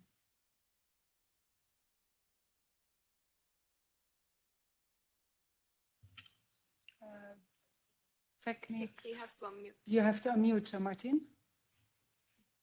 Martin, you have to unmute. Then you come on screen. Apologies. I would Yeah, like you have to start again. Yes, I shall. Thank you very much. I would like to thank MEP Langensiepen, yourself, Professor Rijssen, and the European External Programme for Africa for holding this important roundtable at such a critical moment. I would just say, in response to what the embassy had to say, and the gentleman who said he'd been on tours of Eritrea, is that there is an easy answer to all of this, which is allow the UN Special Rapporteur on Human Rights situation in Eritrea, Dr. Babikar, to go to Eritrea, to see what the situation is, to report from the ground, as the UN Security Council has asked repeatedly. It is an easy way forward. That would at least give us a basis on which nobody could then criticize anything that is going on. Of course, at the end of the day, the task really falls to the Eritrean people, who must have the human rights, the dignities, the rights to decide their own future in their own way by themselves through a free and fair election that sadly Eritrea has never held. But I would like to highlight 2 points that Dr. Babikar made. First, the huge exodus of Eritreans which has been seen across the world. This continues despite the terrible dangers they face. And these were underlined this very week by the report of the UN panel of experts to the Security Council on the Libyan situation. This provided in great detail about the involvement of the Libyan state and parastatal actors in human trafficking, smuggling, and enslavement. The key actors are named and their roles are explained, and Kai made it clear what some of those are. I just would like to quote from one section underlining the impact on European states. Quote, the panel identified 8 human rights traffickers and migrant smuggling routes in Libya. These routes are operated by Libyan networks of human traffickers and smugglers with international and regional elements in 17 countries, including France, Germany, and Italy. Victims were constantly subjected to acts of enslavement, rape, sexual slavery, enforced prostitution, deliberate starvation and torture, as well as cruel and extremely degrading treatment. The panel found that these human rights abuses were committed in the course of organized criminal operations.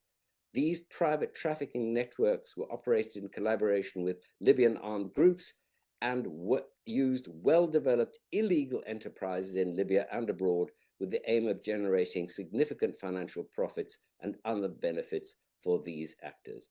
It's an extremely serious charge, and it is one that should be taken very seriously by the European Union.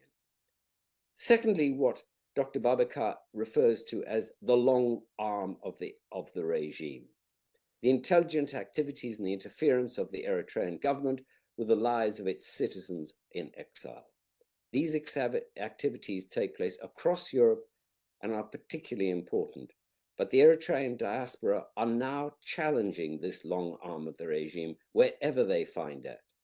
There are demonstrations and protests from Israel to Canada and in many European states, including Germany, the Netherlands, Switzerland, and Norway, as well as Britain. The Dutch are aware of these activities and have already taken steps to counter them. The Norwegian government commissioned an important and insightful report on transnational repression by foreign powers against diaspora communities. The European Union has access to all of this information, and I've provided links to them. What we now need is action both to prevent the enslavement of Eritreans in Libya and to tackle the long arm of the Eritrean regime across the world. Thank you very much.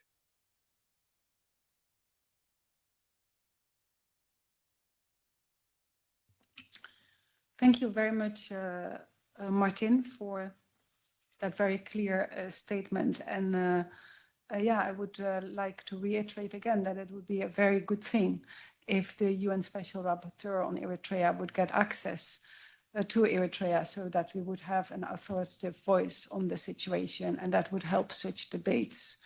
Absolutely. I have just been told that we are allowed to stay in this room a little bit longer. So if Minister Duncan Cassel would be able to spare me that time, then I would like to open the floor. Minister, maybe you can let us know if you have that time in WhatsApp, and then I will open the floor. Thank you, Minister. Thank you. Then I will give you the floor.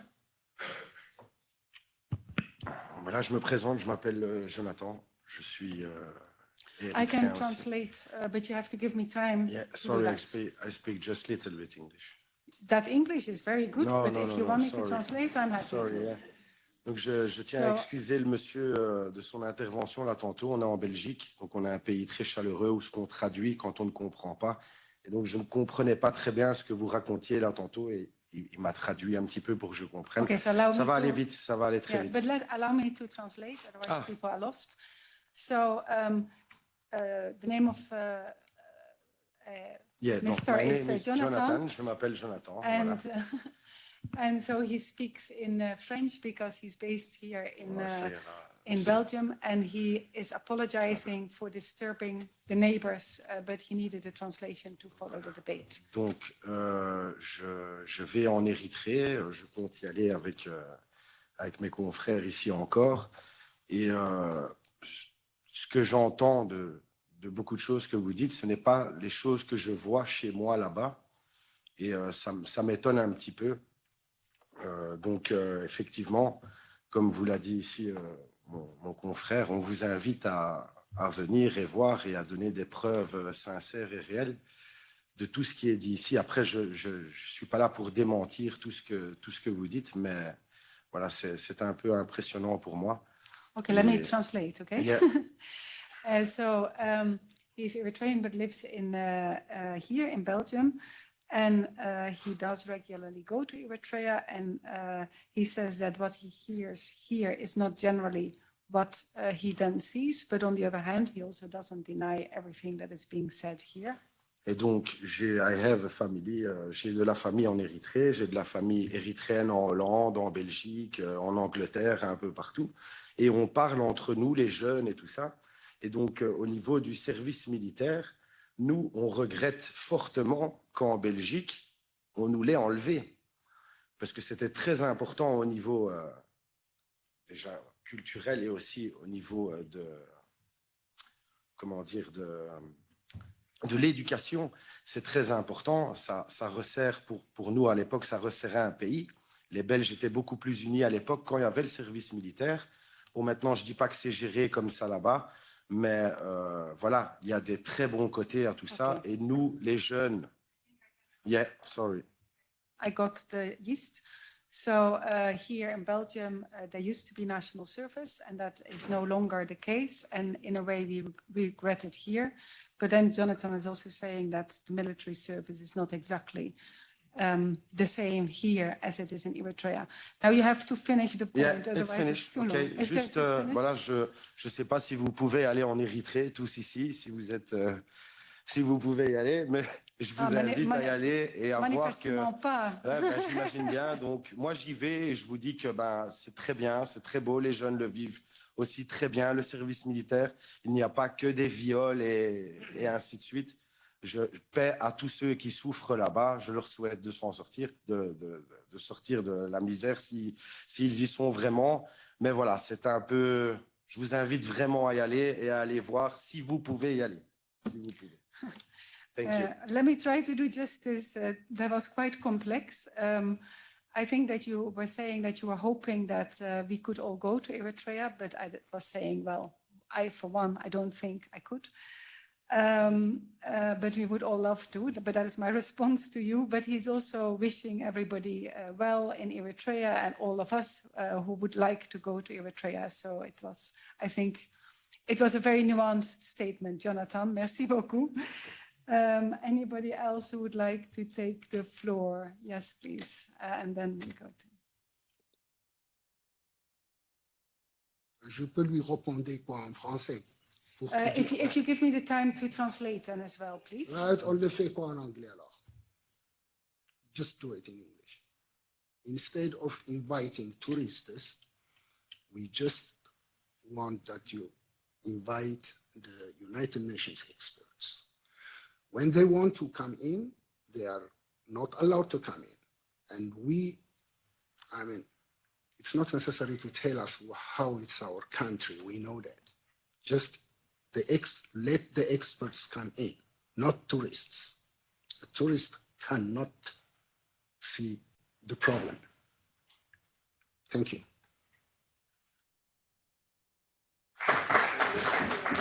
I think it's being translated. I think that's fine. Yeah, thank you for that statement. First we go here and then we go there, please. Thank you, Professor Miriam. Dr. Saba, تخيلك بإنجلش كترجم لي أخي. تقريني أخزاربي.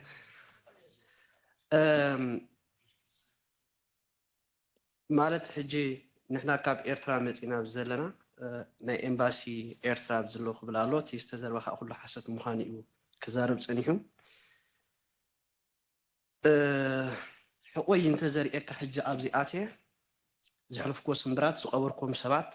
انت زنقرك حجي كم زي تأمن يفلت معناته مستمن تزاربك كنخسكا ويك هاد منبر مساحة خرادة أسل زي تمن Sorry, who's translating? Salam. Right. I didn't catch your name. Many motion. Kabram. What Kabram is saying is that he is rather surprised by what the representative from the embassy in Eritrea said, because Kabram bears the mark of what he faced in as torture marks on his back, and he could tell stories of the people that he's lost, but he's not going to even attempt to do that because he knows that he will not be believed. نزيوم عبي سبعي أب إيرترا بتحي ناب بريزيدنت إساس ونيرم أو سخاد أتخي بتومنا أشتسوي بنا عدنا خينونن هاجرنا خم نفكرة هاجرنا خم نفلتها من مترطرية لن نعنا سوقي قلنا عكم أروك تتقبل حقي قبلوكم كأخيري سلازي نسخة خاب عدنا خطوة زلك خط أرمين سرعة وتها كتقدر فرنا زلك عدنا خولدي.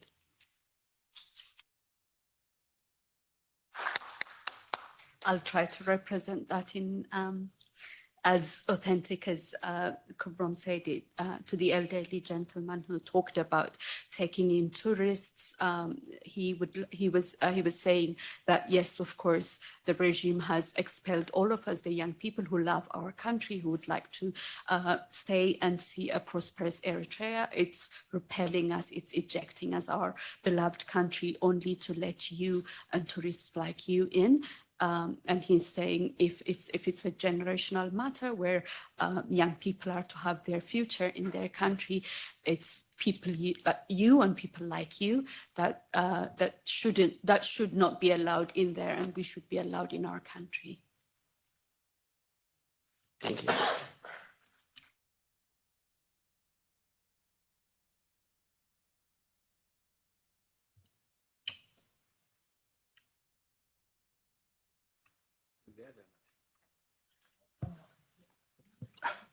Matter? Yes.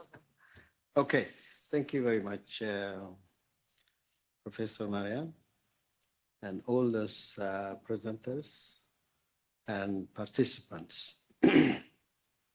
I agree with all those remarks, points mentioned by all the participants here, except what the representative of the embassy and our gentleman there said. Eritrea doesn't have law at all. What we call the basic thing, the human right, the constitution doesn't have Eritrea. So a country without law, and all the traditional laws, or what we call customary laws, are completely banned. And the country is led by the declaration of one man. That's all. Politics in Eritrea is not allowed to any Eritrean except Isaias and his representatives. If anyone utters a word related to politics, then the chance of that person is to go to the jail. Economically, the country is deliberately, economically becoming very weak. He himself, the guy you mentioned, the guy you said he is well known in Africa. What are all those goals and all those resources in Eritrea? Eritrea doesn't have anything. He tells to his people. What does this mean?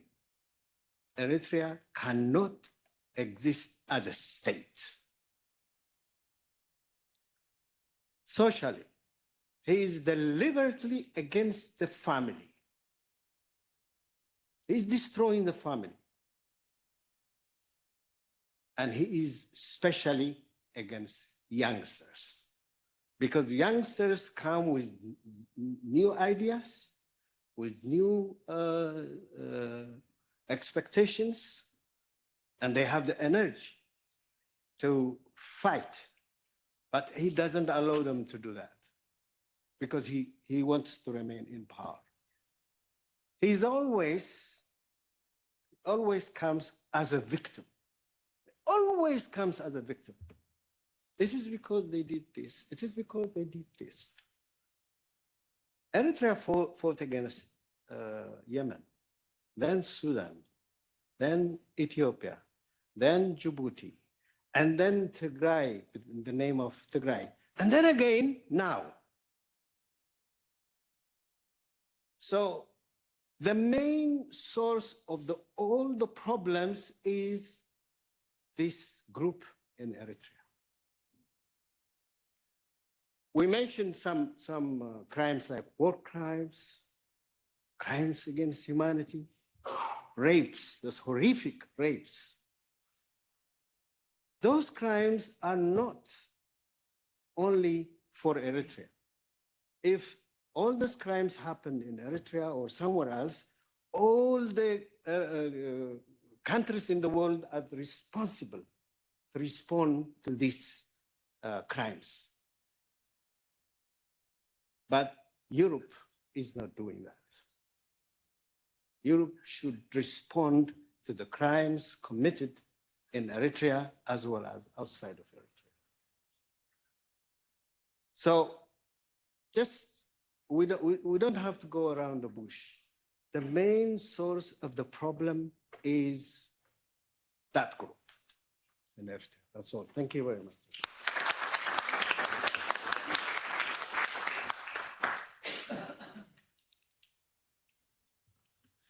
Vanessa, and then this one. Yeah, first. You can go, Vanessa. Okay. Thank you. I just wanted to address 2 points. I know my whole statement focused only on the European Union's responsibility because I thought, I'm equally European as I am Eritrean, and I hold both entities very, very accountable for a lot of the problems happening in both continents that I'm from. And I do want to say that in the Eritrean context, yes, the people flee because of the Eritrean government, but the asylum system and should be able to exist regardless of what happens in Eritrea. Even if Eritrea is liberated and people don't flee in the same amounts that they flee now, if anyone wants to flee Eritrea, there should be a global asylum system that can accommodate that. And that will happen in all places around the world as well. So to me, root causes can be in different contexts, but I think the European asylum system is separate, the Eritrean migration situation is separate, and we can hold them both equally accountable for their own problems. And I think I just wanted to address, obviously, the representative from the Eritrean government who's here. You're pretending as if not giving answers is something like unique or like, oh, I'm not going to satisfy you. We never expected you to give us any answers. We've never received any answers from Eritrean government officials in any space that we've ever been to. We don't come to the European Parliament excited or happy to be here in Brussels. We want to be in Asmarat and ask you questions there. And us as Eritreans, it doesn't matter, I'm born outside of the country, you still view me as an Eritrean. I can't go to Eritrea with a tourist visa, for example. I'm seen as Eritrean, I need to get an Eritrean ID. And so if you see us Eritreans citizens, then we also deserve answers. Me as a second generation Eritrean, Eritreans who were born in Eritrea decades ago or even recently, as he bravely testified in front of you, we deserve answers. And it's not just about what's happening to our country, it's what's happening to a lot of individuals who are still in the country. People like my uncle who's been imprisoned for over 20 years, since 2001. He's a journalist who's been missing. People like him who are young people who were just born in Eritrea and still made prisoners by the state that you represent. They deserve answers, and don't make a mockery of us because we've come here to Brussels. We didn't have a choice. And the least you can do is at least address some of the issues. At least back in the day, you used to say it was because of the war in Tigray. What's your excuse now? Good.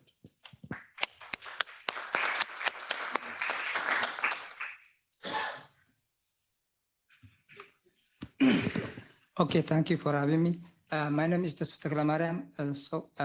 I'm going to summarize my opinion shortly. The dictator Isaias Afwerki uses different systems to stay in power. The main ones are war with neighboring countries, which means to destabilize their neighboring countries, poverty, and isolating people from outside the world.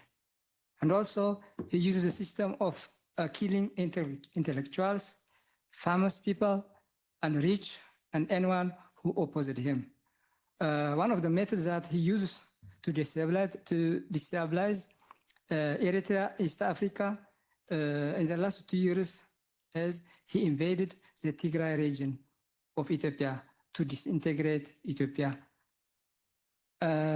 He also uses to isolate the people of Eritrea from communicating with the neighboring and abroad, isolate from technology, isolate from internet, isolate from information, and so on. The people of Eritrea is very poor. This poverty is done on purpose.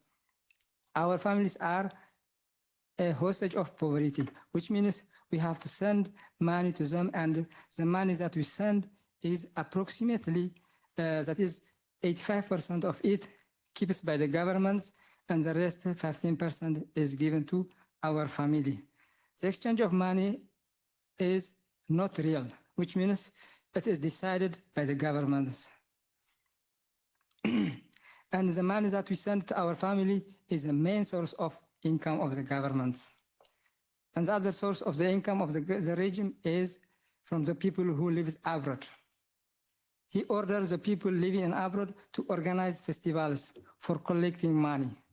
And this festivals is also used to distribute its political agenda. Thank you very much. Thank you, Kubram. Yes, we go there, and then we go to Sarah. Thank you for giving me the opportunity. My name is Simon. I'm the member of the Eritrean Refugee Association in Belgium.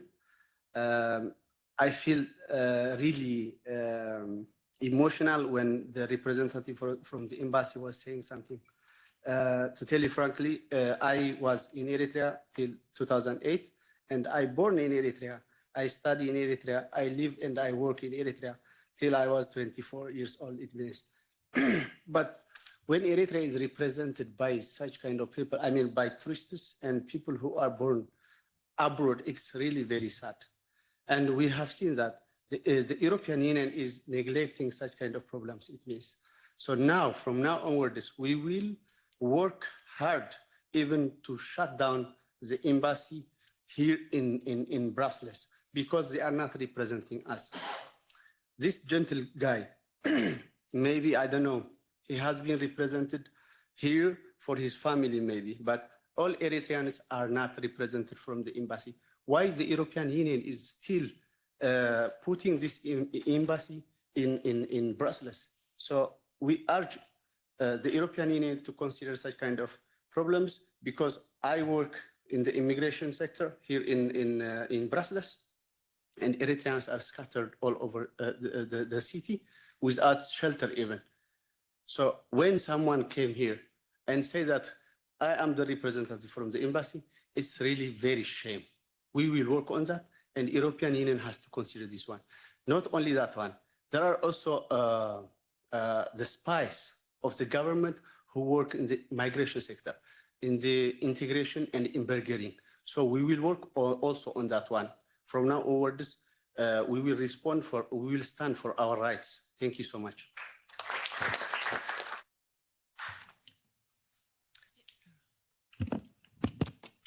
Yes, in response to what it has been said about the military service in Belgium, I think you compare the military service in Belgium with the military service in Eritrea. I think it's key to make distinctions about the different military service in Belgium and in other places. First of all, in Belgium or in Switzerland, for instance, they have a military service, but this is limited in time. I don't exactly know how much it lasts, but it should be around 1 year to 18 months. In Eritrea, military national service is unlimited. It's, for life. It has no limit. So this is a key distinction. Something else is like here, military service is of purely military nature, so people only do military tasks. While in Eritrea, it extends to all the sectors in the country, and they not only do military tasks, but also they work in the public sector, in the private sector. So it extends everyone in the country who is above the age of 17 years old are enlisted into the national service for life. And the task that they are assigned to them is they don't have any choice as to the tasks that they are assigned to them, whether military or not military. In this country, there is the right to conscientious objection. So on this basis, people have the choice to do an alternative service to military service. This right does not exist in Eritrea. And also in Eritrea, and this is being publicly admitted by the President Isaias Afwerki, the military service is used for the purposes of public development. This in international law constitutes forced labor. So I think I could extend much longer about the main differences between military service here and in other countries in Europe and military service in Eritrea, but I think this should be enough for now. Thank you for that clarification, Sarah. Gentleman there, then we go here. Mon nom c'est Jean Lavia Lavalas. Je viens de Haïti. Let me translate. So my name is Jean Lavia Lavalas. Lavia Lavales, and the gentleman is from Haiti. Je viens de Haïti. J'ai visité votre pays en comparaison avec mon pays. Sorry, I have visited your country as if your country was my country. Quand je vous entends parler comme ça de l'Érythrée, ça me fait mal. L'Érythrée ne mérite pas ça. When I hear you speaking of Eritrea, that hurts me. Eritrea does not merit that. Vous devez vous asseoir pour bien regarder votre pays et vous comprendrez que vous êtes en avance par rapport à pas mal de pays qui sont actuellement en Afrique, en Amérique latine, en Asie et ailleurs. It is my impression that your country is doing a lot better than other countries in Africa, in Latin America, and Asia, and elsewhere. Je ne suis pas venu ici pour vous donner une leçon, mais je suis simplement là pour vous dire, jetez un coup d'œil sur ce qui se passe dans le monde et vous comprendrez à quel niveau vous êtes déjà en avance. I have not come here to lecture you, but I just simply wanted to alert you that Eritrea is much advanced.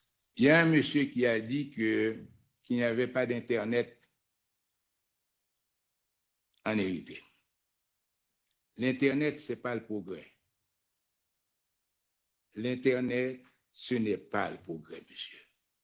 Parce que quand j'étais en Érythrée, j'ai passé près de 2 heures pour envoyer une photo en Europe. C'était pas grave. Le pourquoi. The access to internet is not the most important thing. You say there's no access to internet, but that is not the most important thing. Le peuple érythréen était en train, normalement, calmement, nous regarder en tant qu'Européens, parce que j'étais avec un groupe d'Européens, en train d'envoyer quelques photos. Et tous les Européens étaient très fâchés. Par contre, les autres attendaient. C'est la culture érythréenne. Nous devons l'accepter. We have to accept that this is part of the Eritrean culture. Vous comprenez que vous êtes en Europe et vous aimeriez que les choses aillent d'une façon aussi rapide qu'ici. Ça ne marchera pas. Et quand vous retournez au pays, vous devez vous mettre, mais gentiment, au diapason des gens de là-bas pour comprendre la réalité.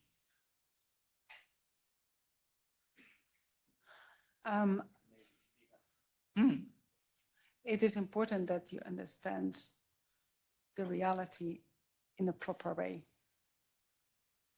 Parler comme ça de l'Érythrée, dire par exemple que la situation va très très mal, ce n'est pas connaître le monde. Parce que vous devez prendre votre pays, vous devez vraiment regarder ce qui se passe en Amérique latine, par exemple chez moi, en Haïti. Vous devez regarder à la télévision pour voir quand nous partons d'Haïti vers le Mexique, pour prendre l'exil, et vous verrez que ce qui se passe ici, ce n'est presque rien. Vous faites de la publicité contre l'Érythrée, mais allez sur place pour voir et étudier votre pays, et vous comprendrez que vous êtes en avance de pas mal de pays. Pour terminer, actuellement, en Amérique latine, nous étudions, quand j'ai dit nous, c'est-à-dire tous les pays progressistes que vous voyez, que ce soit le Brésil, que ce soit l'Argentine, que ce soit le Nicaragua et autres, nous étudions votre pays pour savoir comment vous êtes arrivés à mettre tout le monde ensemble, madame, parce que j'ai vu comment... Ah oui, non, je vous adresse parce que vous avez secoué la tête. Je vous ai dit, vous avez arrivé à mettre tout le monde ensemble, à discuter, à voir les problèmes du pays. Et voilà qu'aujourd'hui, vous êtes un exemple pour pas mal de pays africains, latino-américains et même de l'Asie. Je vous remercie. Yeah, thank you very much. So the gentleman says that he's comparing it to the situation in Haiti, which is a very serious situation, as we all know. And so he asks for that comparison to be made and to study the differences. But he sees that from a perspective of Haiti, the situation in Eritrea is something that they look up to. Is that a fair translation, Vanessa? No? Okay, all right. Thank you very much for that contribution. I have also something more on the situation of the National Service, which was sent here. So that is in response to the comparison with, for instance, Belgium. So National Service in Eritrea forces children to complete their grade 12 at a military training camp. The majority are legally children when they are forced to leave their families for the Sawa military training camp. In Sawa, a city full of kids in the middle of nowhere, there is no hospital or any system in place to prevent abuse. A gentleman mentions that there is no rule of law in Eritrea. This also applies to Sawa and the National Service. Hence, each commander is a law unto himself and runs many private prisons.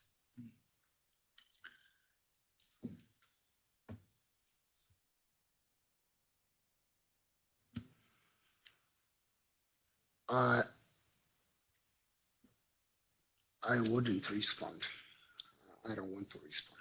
So let me continue my question. Normally, I would like to question Madam Katrin Langensiepen. Sorry for. Yeah. Why was the inaction of EU to ECRI mandate? Why did they didn't do European Parliament the addiction of their responsibility to ensure the international scrutiny? Because we thank you for this event, but I would like to ask that question, why was the inaction? Then if I will a little bit summarize all what we talked, in my view, to talk human rights violation about Eritrea is not applicable vis-a-vis other countries, which have plus, minus administration, and yeah, even if it's not fulfilled, but critical law and order. The Eritrea regime, it's not even a regime, it's a mafiocracy, mafia state. We must call it the spade as a spade. To continue, by late 30 years, what we gave them, our country, we are all out, and now they have an empty country, which they can invite an all tourists and tell us then about our country. And then to tell us about Haiti, my mother say always, don't compare yourself with the ugly one. So we will never compare us like that. The world has left us, nothing. The only thing what we want from EU is just to stop helping this criminal regime. The rest, we will do it ourselves with our friends. We just said regime change. Now there is no go back. Thank you very much. Julia, I'm shortly going over to you. I want to apologize to Edmund Yakani. He's been trying to get into the program for all of this time. He was going to speak from South Sudan, and the link has just not been working, unfortunately, but he would have spoken also about the impact of Eritrea as it is felt in South Sudan, very worried about the destabilization caused there as well, in follow-up of the problems in Ethiopian Sudan. I have one more comment here, and then I will move to the closing by Minister Duncan Cassel. This is still in response to the comparison of national service here and in Eritrea. And the comments I received are as follows. Children that are in Sawa as part of national service that is obligatory suffer from conversion disorder due to post-traumatic stress syndrome. The majority of these children at Sawa do not do well at their schooling. In fact, though more kids are at school, the education level has dropped because there are no professional teachers, only national service teachers who are assigned. If you would do a Google search in Sawa, you can see a growing cemetery. Why is the cemetery growing? Our young are subject to the same torture there as we criticize as happening in Libya. So with that, I want to, Hadish, 1 minute. 1 minute. Oh. Yes, thank you. Actually, I want to have two minutes, but okay. 1.5. Okay, thank you. My name is Hadish Mamratu. I am from Netherlands. I worked as a translator and also as a civic organization for Mahabar Salam for Ethiopia and Eritrea. And at the same time, as human rights defenders, a member of human rights defenders. What I see here is really sometimes when people are talking, they really don't know what is going on in Eritrea.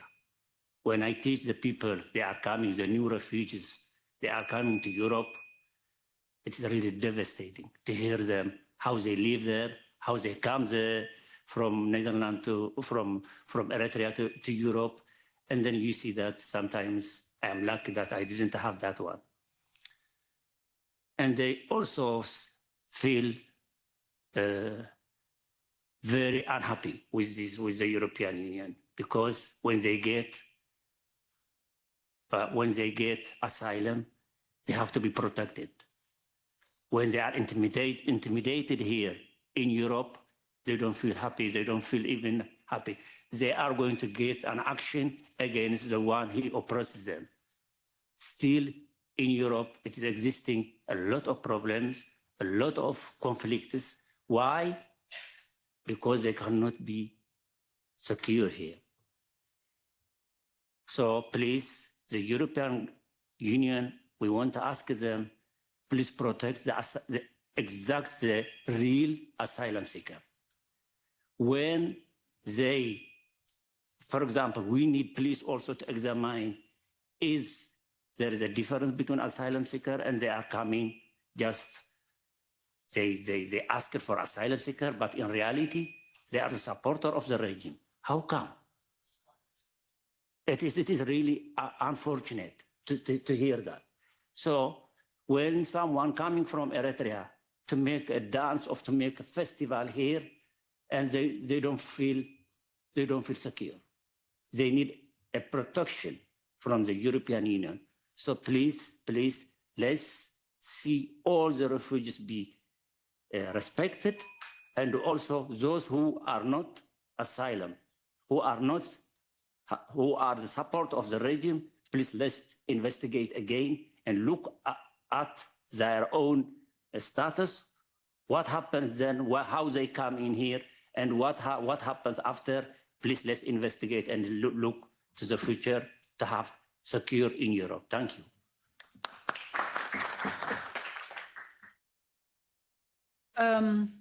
I'm going to thank you for those comments, Hadish. I am going to go about it as follows. I have one more comment that I want to read because I think it's important.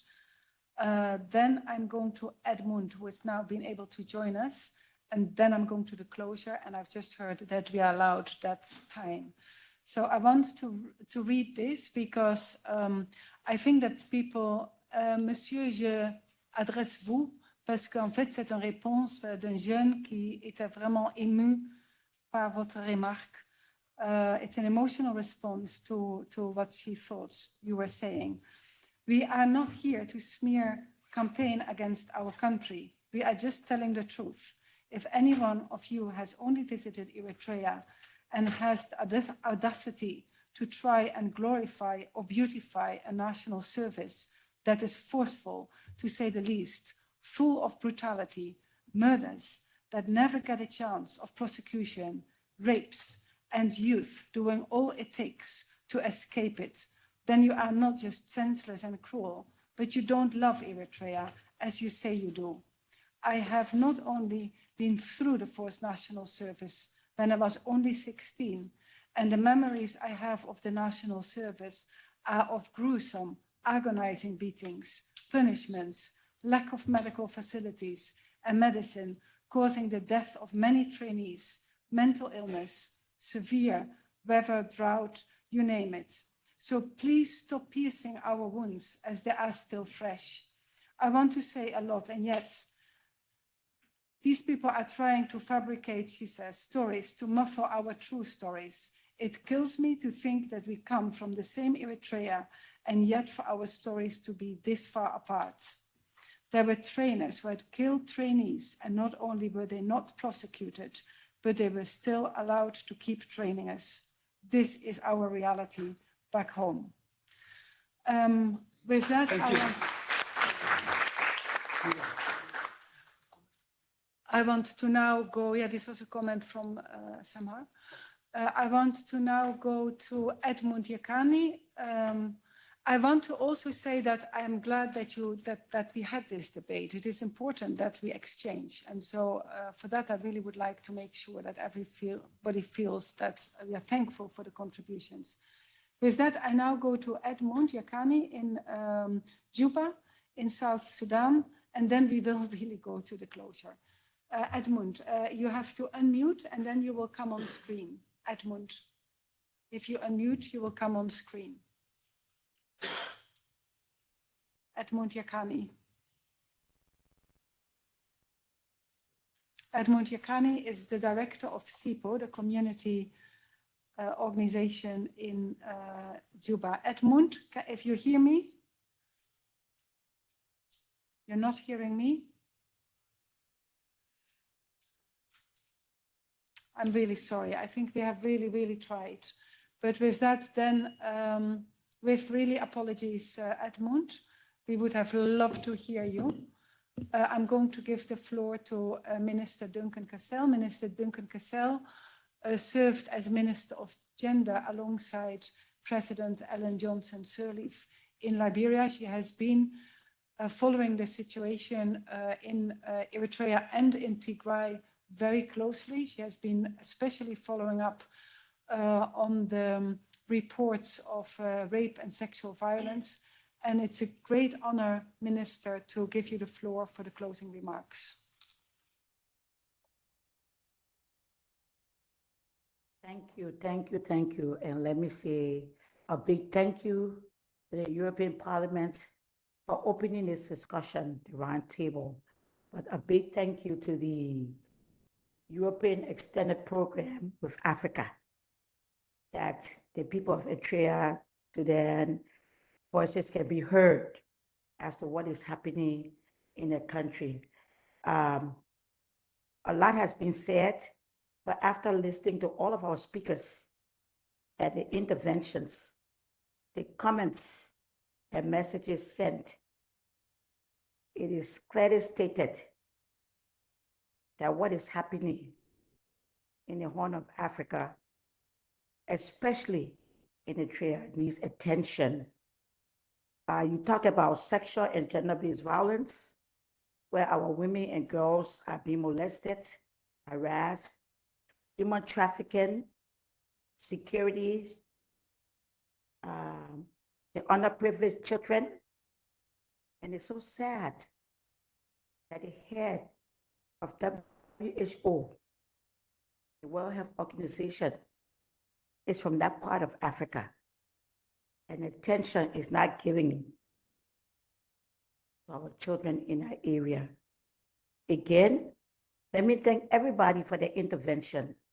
And let me say to the European Parliament, I know that you are not paying attention right now. You open the forum, the roundtable, but that you will watch the video, you will listen to all of the concerns and reports, and that at least we make a decision as to where do we go from here? What's next? How does the situation be put under control? I'm speaking from Monrovia, Liberia. We just went to an elections. We have 14 years of civil crisis. So we know what it is to live in these conditions. But we're asking you, as our brothers and sisters, our mothers, our children, you hear the refugees that are living in Europe are still suffering. Then imagine what is happening to the one that is in Eritrea, that in Sudan. I mean, people are in Europe and still afraid and not being protected. And what's about the ones that are not there? Something needs to be done. You are a member of the United Nations Security Council, EU. You are a signatory to the SDGs. You are a vibrant force when it comes to the world peace building, peacemaking, and security. This is the time now that you play your role in restoring peace and life back to the people of Eritrea, South Sudan, and other parts of the world. EU, you cannot stand alone. On behalf of the European Extended Program with Africa, I want to say to Professor and all of our speakers, thank you for bringing this to the fore. And it shouldn't stop here. Let's share this document with everybody who needs to hear it, feel it, and see it. I'm hurt. My heart is beating because I know what we went through as Liberians. And I know what my brothers and sisters are going through. Again, thanks to all of our participants. Thanks for those who couldn't make it. But you can send in your comments. You can send in your suggestions. You can send in your concerns. And the organizations, the European External African Program, will take that into consideration and document it, because we get our weekly reports from that group and we spread it out that the EU, the European Union, need to take a role, need to stand for all of this atrocity against humans and stop. Thank you for the time, and I'm glad that I was part of this, and I'm looking forward to what comes after. That this is not the end, Professor.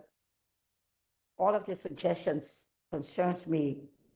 Where do we go from here? How do we continue to track improvements as we ask for and protect the lives of our people in that part of Africa? Thank you again.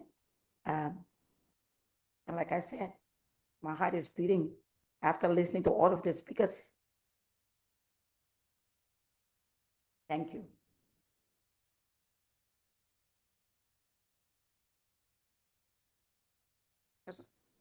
It's back to you, Professor.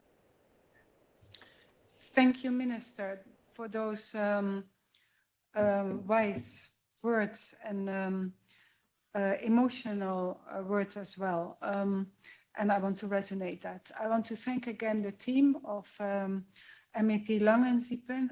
It was really an honor for us to be here with the MEP and to be able to speak freely in the European Parliament, making use of democratic rights. I'm glad that we were able to have this exchange. I want to thank all the panelists. First of all, Dr. Babiker, Fadesse, Tekle Berhan, Beyene Gereskber, Vanessa Tsahai, Kokop Gebru, Edmund Yakani, who we didn't hear, but who was there, thank you, Dr. Salam Kidane, Kai Smits, Dr. Sarah Arapiles, Martin Plaut, and Minister Duncan Cassel. Thank you all very much. And everybody who came here and traveled and contributed, thank you very, very much. And for all of those who are all this time with us online, thank you for listening. Thank you also for your responses that were sent. And on the EEPA website, all of the presentations have been uploaded, so you will be able to find them there. I think that the team will be distributing the link to the email messages. And as Minister says, for any further information, documentation, comments, questions, please refer to the EEPA team, or of course to the team of MEP Langensiepen. So with that, I thank you, I wish you well, and I wish you a good journey home, and thank you again. Bye for now.